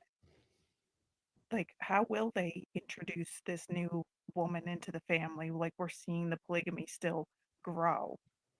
Um, yeah, those were the main things. And then the one last thing I wanted to mention is Cody was alleging that Christine was always asking for more than everybody else, Mhm. or more than certain people or whatever. There was a study where they had, I think it was a double blind study, um, where they had a group of men and a group of women, and they would all be talking, and then they started doing co-ed. The people were speaking, and they were measuring how many words per minute each person was saying. And in these co-ed groups, the men always perceived that the women were taking up more speaking time, even though they really weren't. The women had something like 30% speaking time to the men's 70% or whatever that it was, but they perceived that the women were speaking so much more, Right. right? And I wonder Mhm. if that's sort of what was happening in Cody's brain, is just she wasn't asking for more, but that's how he was perceiving it, because I've been watching Religion and Reality, and she's been pointing out a lot of things that I didn't really notice those early seasons. Like he wouldn't go and kiss her just like a peck on the cheek when he was like going somewhere, but he did it for all the other wives. Like she was the forgotten basement wife, like she's said. So I know that was a lot, but those were just sort of the things I was thinking about while listening to the other people and wondering about how they got to where they are, Mhm. because the show, it's hurt a lot of people, the children especially, but the show has also given them a lot.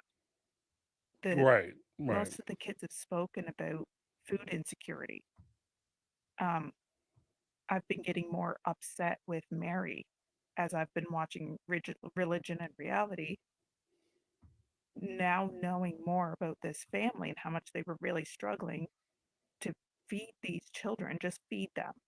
And Leon was having a really good, healthy diet, which is great. I don't, that's great. But here Mary is wanting French doors and a wet bar, and some of these kids aren't able to get a new pair of shoes or a meal. Right. So, anyway, I know I just went off on a completely different tangent, but the show, I think, it gave them a lot of security monetarily. I think without Robyn, if a woman could have entered with more,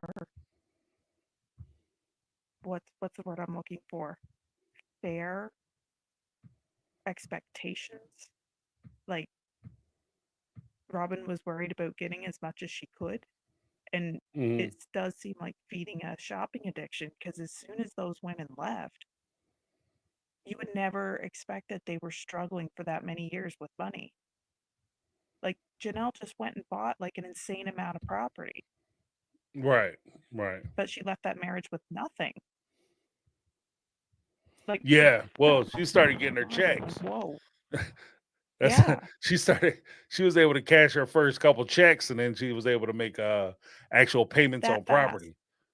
Yeah, because they're That making a fast, lot that's of money. how. Like, it shouldn't be ignored that they were actually making a good bit of money doing the show. Yeah, So I didn't like, for her to realize. pull her actual check, she was making a lot. They were making a lot of money.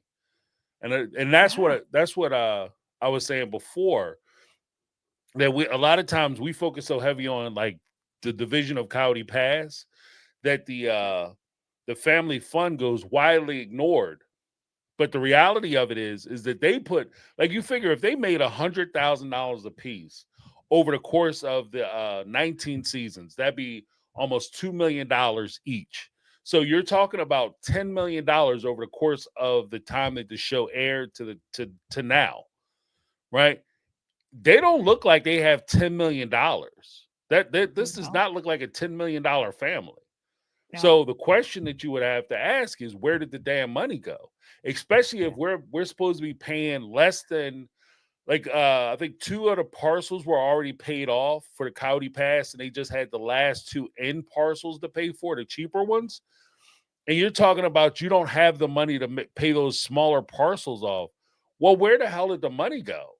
Because Where'd it each go? one of those parcels were under $200,000 a piece. Mhm. So we're talking about a max total of $400,000, and we're sitting on top of $10 million, and we don't have anything to show for it. Like, they only have the one, like, if you really span it out, they only had Christine's house, which she helped to pay for through other means. Then you had Cody and Robyn's house that was still being paid for, and both houses carried a mortgage, Yes. and they still didn't pay off Cody Pass. So where did the rest of the money go? Like, the houses they had in Vegas, they weren't paid off. So No, it's a lot of money that was floating around and went through hands that just doesn't have accounting. So it does make sense that Janelle would be able to spend, and I think the property she picked up, even though it's a lot of acreage, it's still like, it's way cheaper than what they paid for the 14 acres yes, because she in bought like Arizona. marsh or something, didn't she? She didn't buy necessarily great farming Right. land. Yeah, it's a lot of property, but how much of it she can actually use, I'm not sure. For, Yeah, like, yeah, but building and that's stuff. because people have alleged for a long time that Robyn has a shopping issue. And I was Right. like, well, maybe, I mean, we don't really know. Like, trying to give her a lot of benefit of the doubt. And I think, like Robyn said in an episode, that Cody was more of a saver than her, probably because of Janelle's influence in his life. But Mhm. as time goes on, it seems like he's just as much of a spender, because like he'll buy crazy ATVs and everything else for those kids that would be used once, and then apparently just put on Coyote Pass somewhere to catch rust. It's Right, just, right. I really underestimated how much money they were making until Janelle was able to seemingly recover. She hasn't recovered, you know what I mean? Like, to Right. go and do what she's doing as quickly as she was able to do it. Right. Well, I Like, mean, in fairness to Janelle, like, the property she purchased was 159 acres. It was for about $289,000. mm, And then she also purchased that with her daughter and her yes, daughter's husband. So, yes, like, if you look at her half of it, she bought that land basically. If they split it in half, she paid $150,000, which would be 1 year of her time on Sister Wives, That's yeah, maybe when a you little think of it more. like that, but still, that fast though. Yeah, They were such a drain. Robyn literally yeah, needs, and Cody, all these extra wives just generating income. Because even though they had that, the house was in disrepair. Cody and Robyn's house, like I guess the deck right. was unusable. Something, I think the roof needed to be, there was mold. I don't know. There was a couple issues in the house that they needed Yeah, to well, repair. apparently it came out that Cody dropped a tree on it. So, He dropped, of so, course he did. That so man cannot see a tree and let it stand. I don't know why he hates yeah, trees so much. But yeah, that's just my thoughts. Um, I know Robyn made it a honeymoon experience, so I guess he had the easiest time with her. But she's so hmm dour that I personally wouldn't be able to hang out for a long time, even if they're giving me other benefits. If you're that sad all the time, I think I would really struggle to be in that energy all the time. right. And I know they're filming and it's for a show, but I really think that's how she is. Like, I think she's that miserable. Oh, That's all. oh, you're cutting out. You're cutting out. Oh, sorry. Is that Yeah, better? your audio is cutting out. But no, I think that like her personality, she's the one Cody wants to be with. So I think he just started to emulate her personality because that's you become the what is it? If how to win friends and influence people. You just mirror your subject back, and that makes you likable to that person. So you just basically become them. Yeah.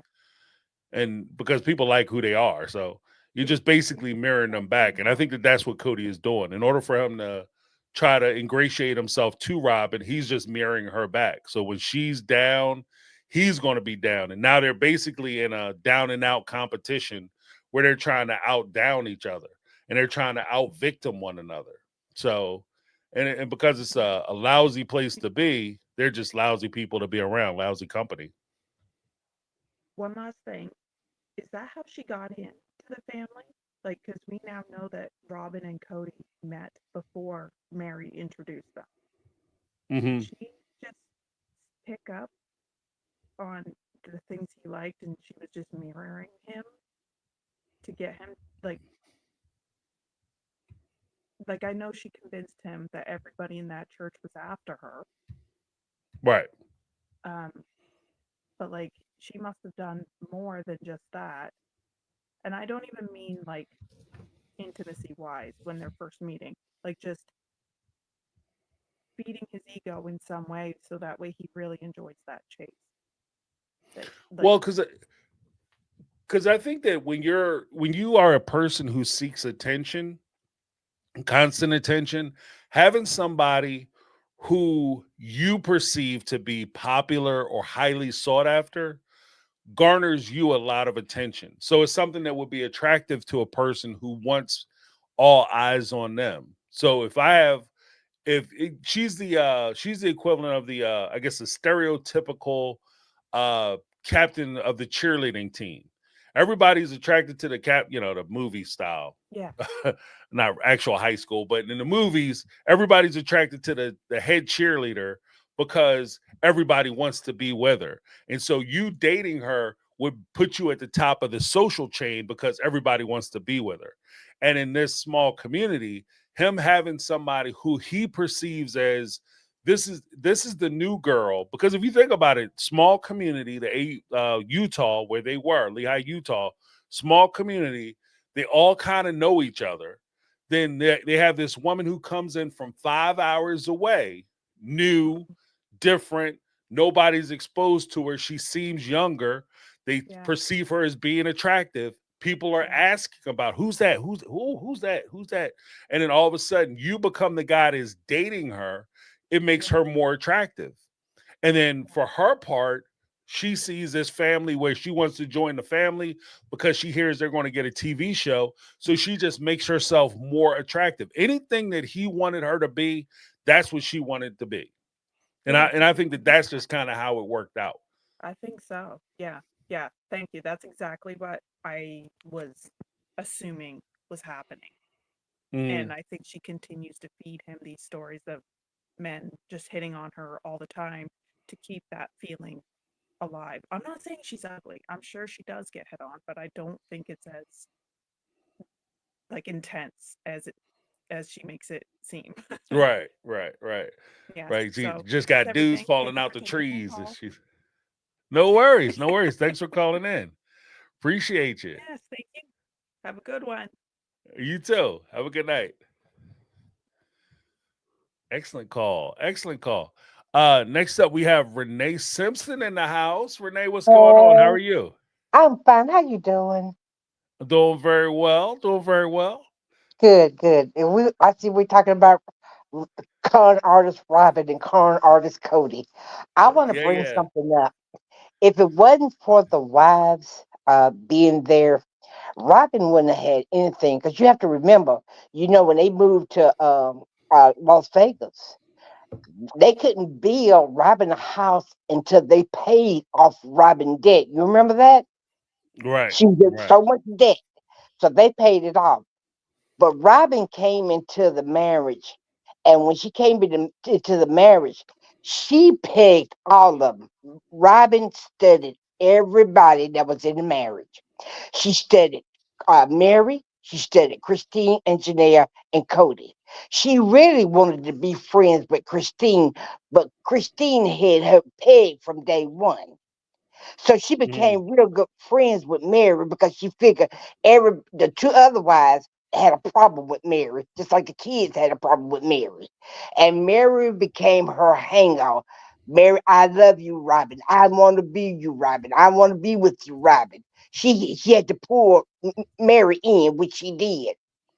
When they Right. got when they got to move to Flagstaff, I do believe it was not Cody's idea. It was Robin's idea to move to Flagstaff because her son was going to college there. You remember when Cody gathered everybody together, he was grinning. We're moving to Flagstaff, and everybody looked puzzled at each other. And all in an instance, Robin and what's her son name? Oh, Dayton. Dayton. Dayton's going to be going to college in Flagstaff.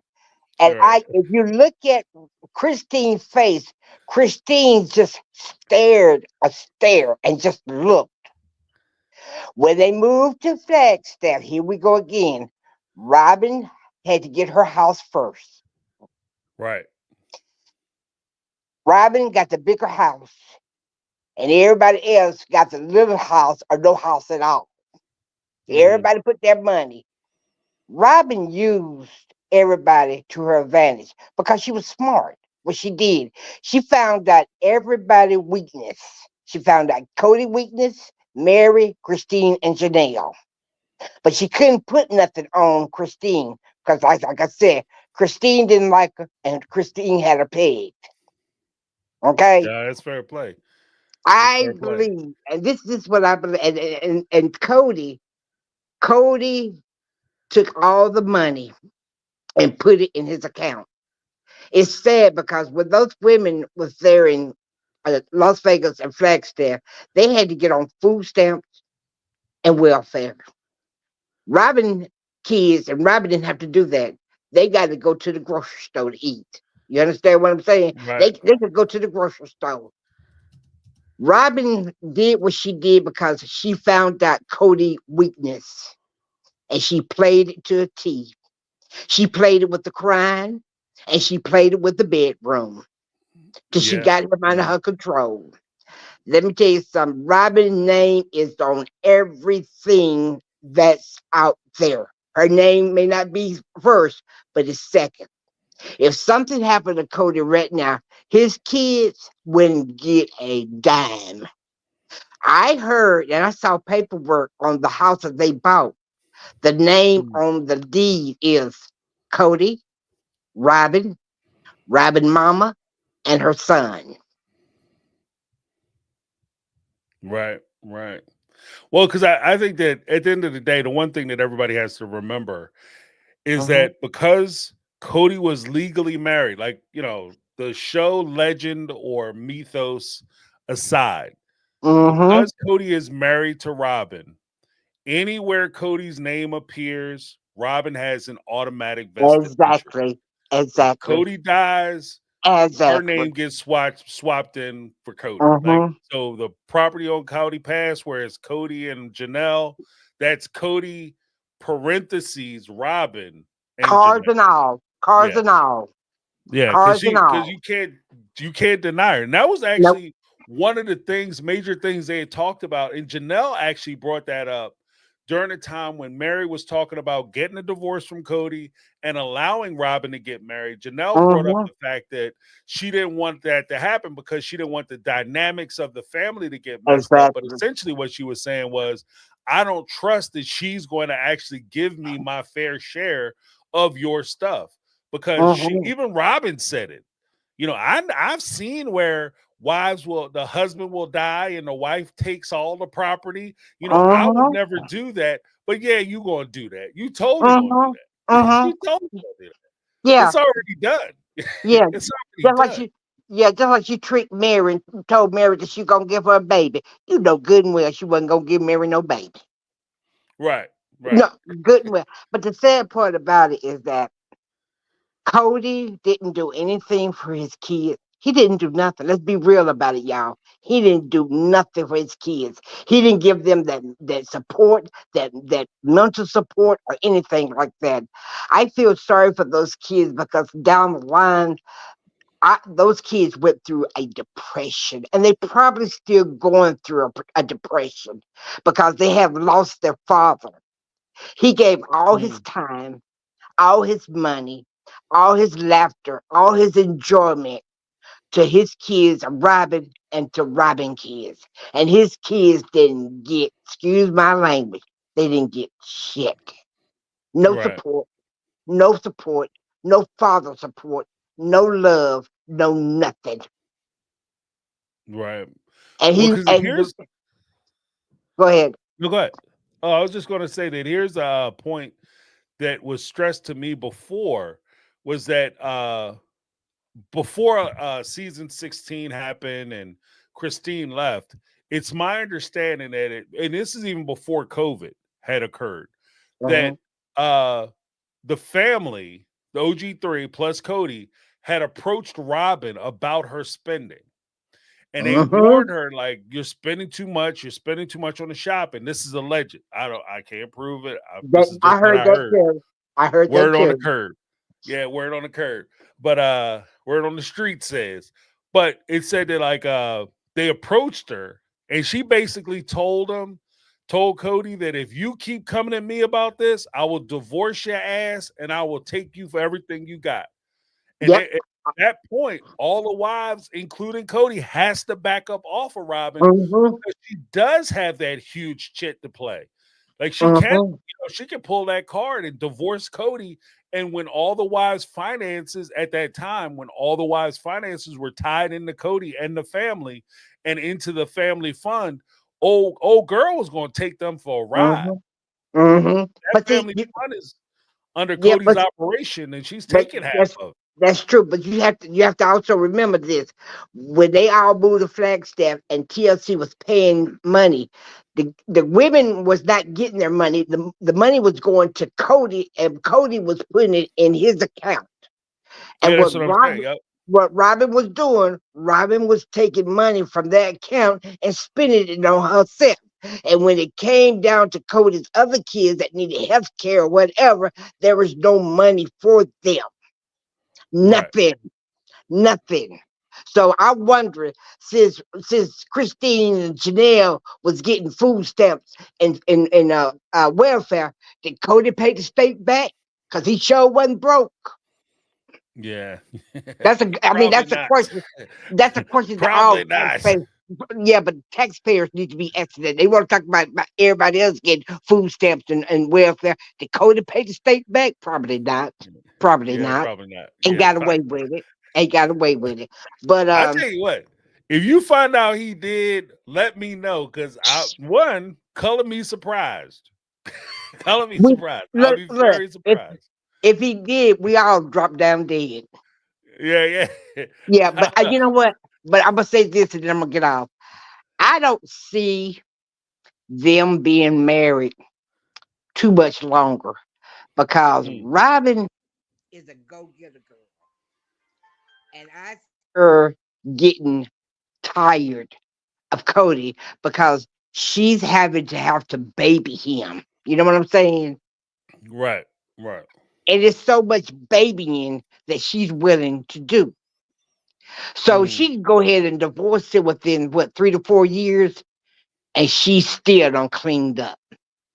Right, right. Well, and to add on to what you're saying, because I agree with what you're saying, I agree with the premise. To add on to that, we also have to keep in mind that when she married into the family, she had married into the family up until about season, if we're going to go by clock it by seasons, up until about season 16, 17, Mm-hmm. 17 really. She was able to deal with Cody and do Cody and had to pay attention to him far less. So she had to do less work, but she Right. was making way more money because at that time, all the OG3 plus Cody and Robyn's checks were all going into that one family fund bank account. Exactly. So her access to money was extremely high, but she only had to deal with Cody's ass once a week.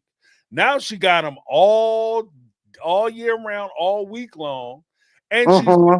way less money. This is like working a job where they expect you to do more work and they talk about cutting your pay. Yeah. Nobody's going to stay on that job long. Nobody's going to survive that. That's why I think that there's so much foundation into what you're saying. Because if I worked the job and I was making, I'm making $100 a week and I'm only working 20 hours, and they say, James, I want you to work 40 hours a week and we're gonna cut you back to $20 $20. Mm-hmm. No, I'm not going from Yeah. 100 to 20 and then doubling my workload. What? Mm-hmm. That Yeah. math don't math. Yeah. Because Cody is a lot of work. Cody is a lot of work. And if you Right. notice, Cody is losing his hair. He's losing his mind. He don't know if he coming to the left or he coming to the right. He is so confused. You can look at his face, his eyes, and tell the man is about to lose it. Yeah, yeah. Yeah, And he's a that, lot of work. and quiet as kept. I know we give him a hard time about like his outlook and things like that. I think that what we're missing in some of that, because I do agree with what Arts which was saying, was that Cody is becoming more dour because he's been around Robyn. I think I've said that before. I know I've said that before. He's around Robyn more, so his outlook on life and his personality has become much more darker. I think his Uh-huh. personality actually becomes more darker in addition to that, because when Cody is dealing with Robyn, the constant threat that I'm sure she's given him about walking out Uh-huh. the door and realizing where he was, what he had, and everything that he's lost and Uh-huh. prospectively going to lose when she leaves, I think that is killing him on the inside. Like, Yeah, I think exactly. Homeboy is Yeah. in a lot of trouble. He's in a lot of pain right now, Yeah, yeah, and I you know? agree. I agree, and that too, and also knowing that people see the real him. You know what I'm saying? Mhm. They see the real him as a father, as a husband, as a church person. That what he tried to portray to everybody came back and slapped him in the face and showed it. You ain't nothing but a con artist, Cody. We see Right, the real right. Cody. And that's the part that he don't like is people saw the real Cody and he couldn't hide it anymore. We see you. We see Rabbit. We see what you guys are about. And y'all are about nothing. That's all I Right. want to say. There it is. Dropping the microphone. Atlanta, Georgia. Boom. There it is. All right. ATL in the house. Can't I'm get away telling from you. it. All right. Y'all take care. All right. Have a good night, Renee. All right. Bye bye. All right. Bye. ATL in the house. Dirty South. Dirty, dirty, dirty South. I'm telling you, look, it is what it is. She ain't never told no lie. And that's why I like the community. Y'all keep it real. Keep it real, Holyfield. keep everybody honest, which is always a good thing. I don't give a shit where you're from, north, south, east, west. Keep it honest. All you owe to people is your honesty and your true feelings and your true observations. And I think that that's what people are doing when they look at this situation with what's going on between Cody and Robyn and Mary, Janelle, Christine. I think that part of the outrage is that we see an injustice and there's nothing, I think it's part of that helplessness of there's nothing you can do about it. But as I talked about yesterday with the reality TV cringe, Beatrice and Dahlia, when rubber meets the road, what we really need to see, and I think it would make us feel a lot better in this situation, is for them all to get on the same couch. It's for them all to be in the same room. And it's for these ladies to stand up for themselves. It's not enough. Like, I don't mind, talking about Cody and Robyn and the situation and all that. That's all fine and good. But I think that it would mean a lot more to the people who watch the show if Christine, Mary, and Janelle all said, Cody, Robyn, this is what you did to me. This is the effects that your decisions had on my life. This is how it affected me. This is how it affected my kids. This is how it affected my future relationships. These are the things that you did wrong. And whether you apologize or not, I want you to acknowledge that this is what you did to me. And this is how you conducted yourself in our relationships. And I think that those type of like as they say, the tell nothings, but those type of tell alls are really what people want to see at the end of the season. They just don't want to see them get together and just try to push their own personal narratives or their own personal discussions. What we want to see is them come out and really lay it on the line and say that this is what happened, this is what you did, this is how I felt about it, and this is why you're messed up and you're wrong for doing it. That's what I want to see. And I want to see them like actually hold their feet to the fire. Like even as an adult, hell, as a young man growing up, but even as an adult, like if you do something, don't do shit you can't stand on. One of the things I always told my kids, I know you're going to make mistakes in life. I know you're going to make bad decisions. But if you make a bad choice, you make a mistake, you make a dumb decision, let it be your decision. And then when you make that, have a reason as to why you did it, something better than, well, everybody else was doing it, or Tommy told me to do it. He called me a punk or a coward. Make the decision, because do the thing that you want to do. Have your reason as to why you did it, and then stand on it. And if it's the wrong thing, you can always come back and say, I made a mistake.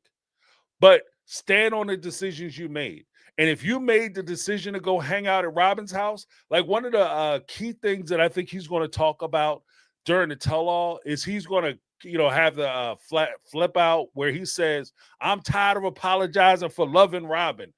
Nobody's asking you to apologize for loving Robyn. Hell, I'm glad that you finally admitting it, because I've been saying that for years now, that that's the wife that you loved and that's who you want to be with. You're the one who was denying it. So I'm not mad at you for that. I don't think anybody is mad that he feels the way he feels about Robyn. What has people pissed off, and where I'm concerned and nobody's going to push him at, is that you felt this way about Robyn. You did these things for Robyn and you ignored your other wives, but you spent all this time lying about it. And why weren't you honest? If you didn't want to be with your wife, look, people get married, people make promises, shit happens, people change their mind, people fall out of love, people fall in love with somebody else. The one thing you owe your partner, especially if you made a commitment to them, is to be honest with them. Yeah, it might hurt. Yeah, it's definitely going to suck. Yeah, you're going to change their lives prospectively if you guys have been building a life together and you no longer want to participate in it. But the least you can do is to be honest with them and tell them to their face, do them the respect of, tell them to their face that this isn't working out. I want to be with somebody else. I want to be free. You know? Those who watch 90 Day, you know. I want to be free. They want to be free. Let them go. Let them be free. But that's not what Kody did. What Kody did was he told them that he's committed to the family. No, you love Robyn more. No, I don't. I'm committed to the family. Well, you only want to be with her. No, I don't. I want to be with everybody. No, I feel like you're neglecting my kids. No, I'm not. I want to love all the kids. But then you go about the business of only being in love with Robyn. You go about the business only wanting to spend time with Robyn. You go about the business of only spending time with Robyn's kids. So everything that they've said that you're doing and you've denied and argued with them and told them that they're stupid for feeling and they're idiots and they don't know what they're talking about, you're now turning around and saying, yeah, I felt that way the whole time. I don't understand why you guys are trying to make me feel bad about it. Because I've been honest. The problem they're having is you haven't been honest. And that's why I want them to get them on the couch, everybody all at the same time. And I want these ladies to look them in the face and say, yeah, you love Robyn and she's the only one you've ever loved and you never loved me, but you were never man enough to tell me to my face that you never loved my ass. That's why I'm pissed. That's why I'm pissed. That's what I want. That's what I want to see. That's why I'm mad. I'm not mad that you love her. I'm mad that you told me that you loved me this whole time. But then when I said you did love me, you told me you did, and it told me that I was wrong. And now you're sitting there trying to pretend like that conversation never happened. Because I know that these women went to him and asked him about how he felt about Robyn. I know these women went to him and questioned their relationships. And I know that even on season 17, when he was standing there talking about the knife and the kidneys and all he gave up for Christine and all that bullshit, the knife and the kidneys and I love you so much and all the sacrifices I made, wasted, and all that. That whole conversation was basically, Christine, you've abandoned the family. And then now you're going to sit there and argue that, no, I never wanted to be part of the family. And I'm tired of y'all making me feel bad because of how I feel. I don't know. But guys, I appreciate you so much. Thank you for joining me. I got to give a huge shout out. Alex. I have to cut it short tonight because I have to do something for my wife. So sorry for those who might not have been able to get on. I will try. Maybe I'll try to do something this week where I'll have another call-in show. Folks can call in. But give a big shout out to Lizzie B. Gifted one My Take on Reality membership. Thank you so much, Lizzie. And we're going to roll the members Motivational Monday out tomorrow. So keep an eye out for that. I'm going to have a sister wife video come out. I'm going to try to do one every day this week and see how that goes, as well as the 90 Day Fiance. I just got to figure out what order to put it in so it doesn't really screw up my algorithm stuff, because otherwise you guys won't get notified of any of my videos. So I have to be careful about that. But I will ask that if you guys like the 90 Day Fiance stuff and you know other people that like it, like the videos, share the videos with people who might like it or might dig it.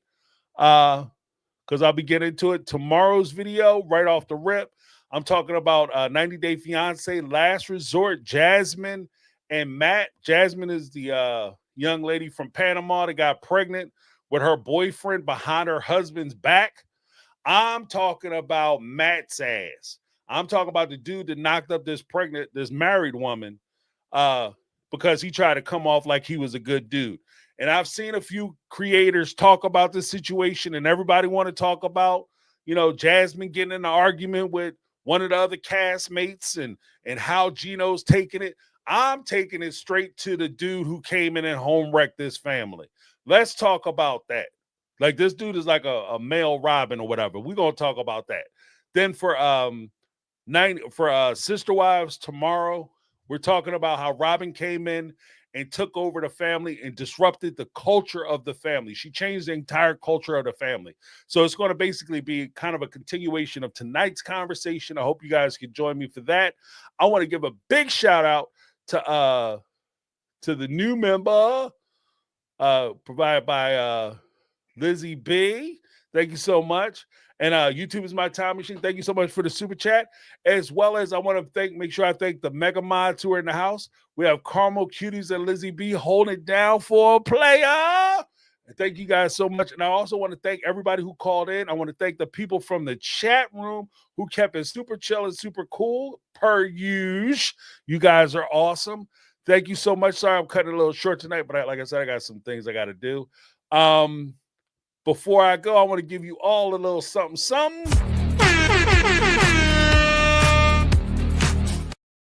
All right. Thank you guys so much for hanging out with a player. Make sure you check back tomorrow. I'm going to be running videos all this week.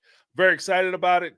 Trying to get things going. I got to set up some things because, like I said, I've been making promises on some stuff. We're going to start fulfilling, cashing in them promises.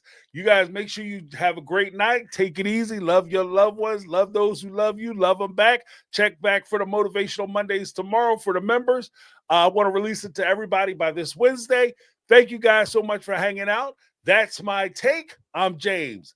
This has been My Take on Reality, and I'm out. 'Cause I've been living life right like I could just die any minute. Don't pull right down the side.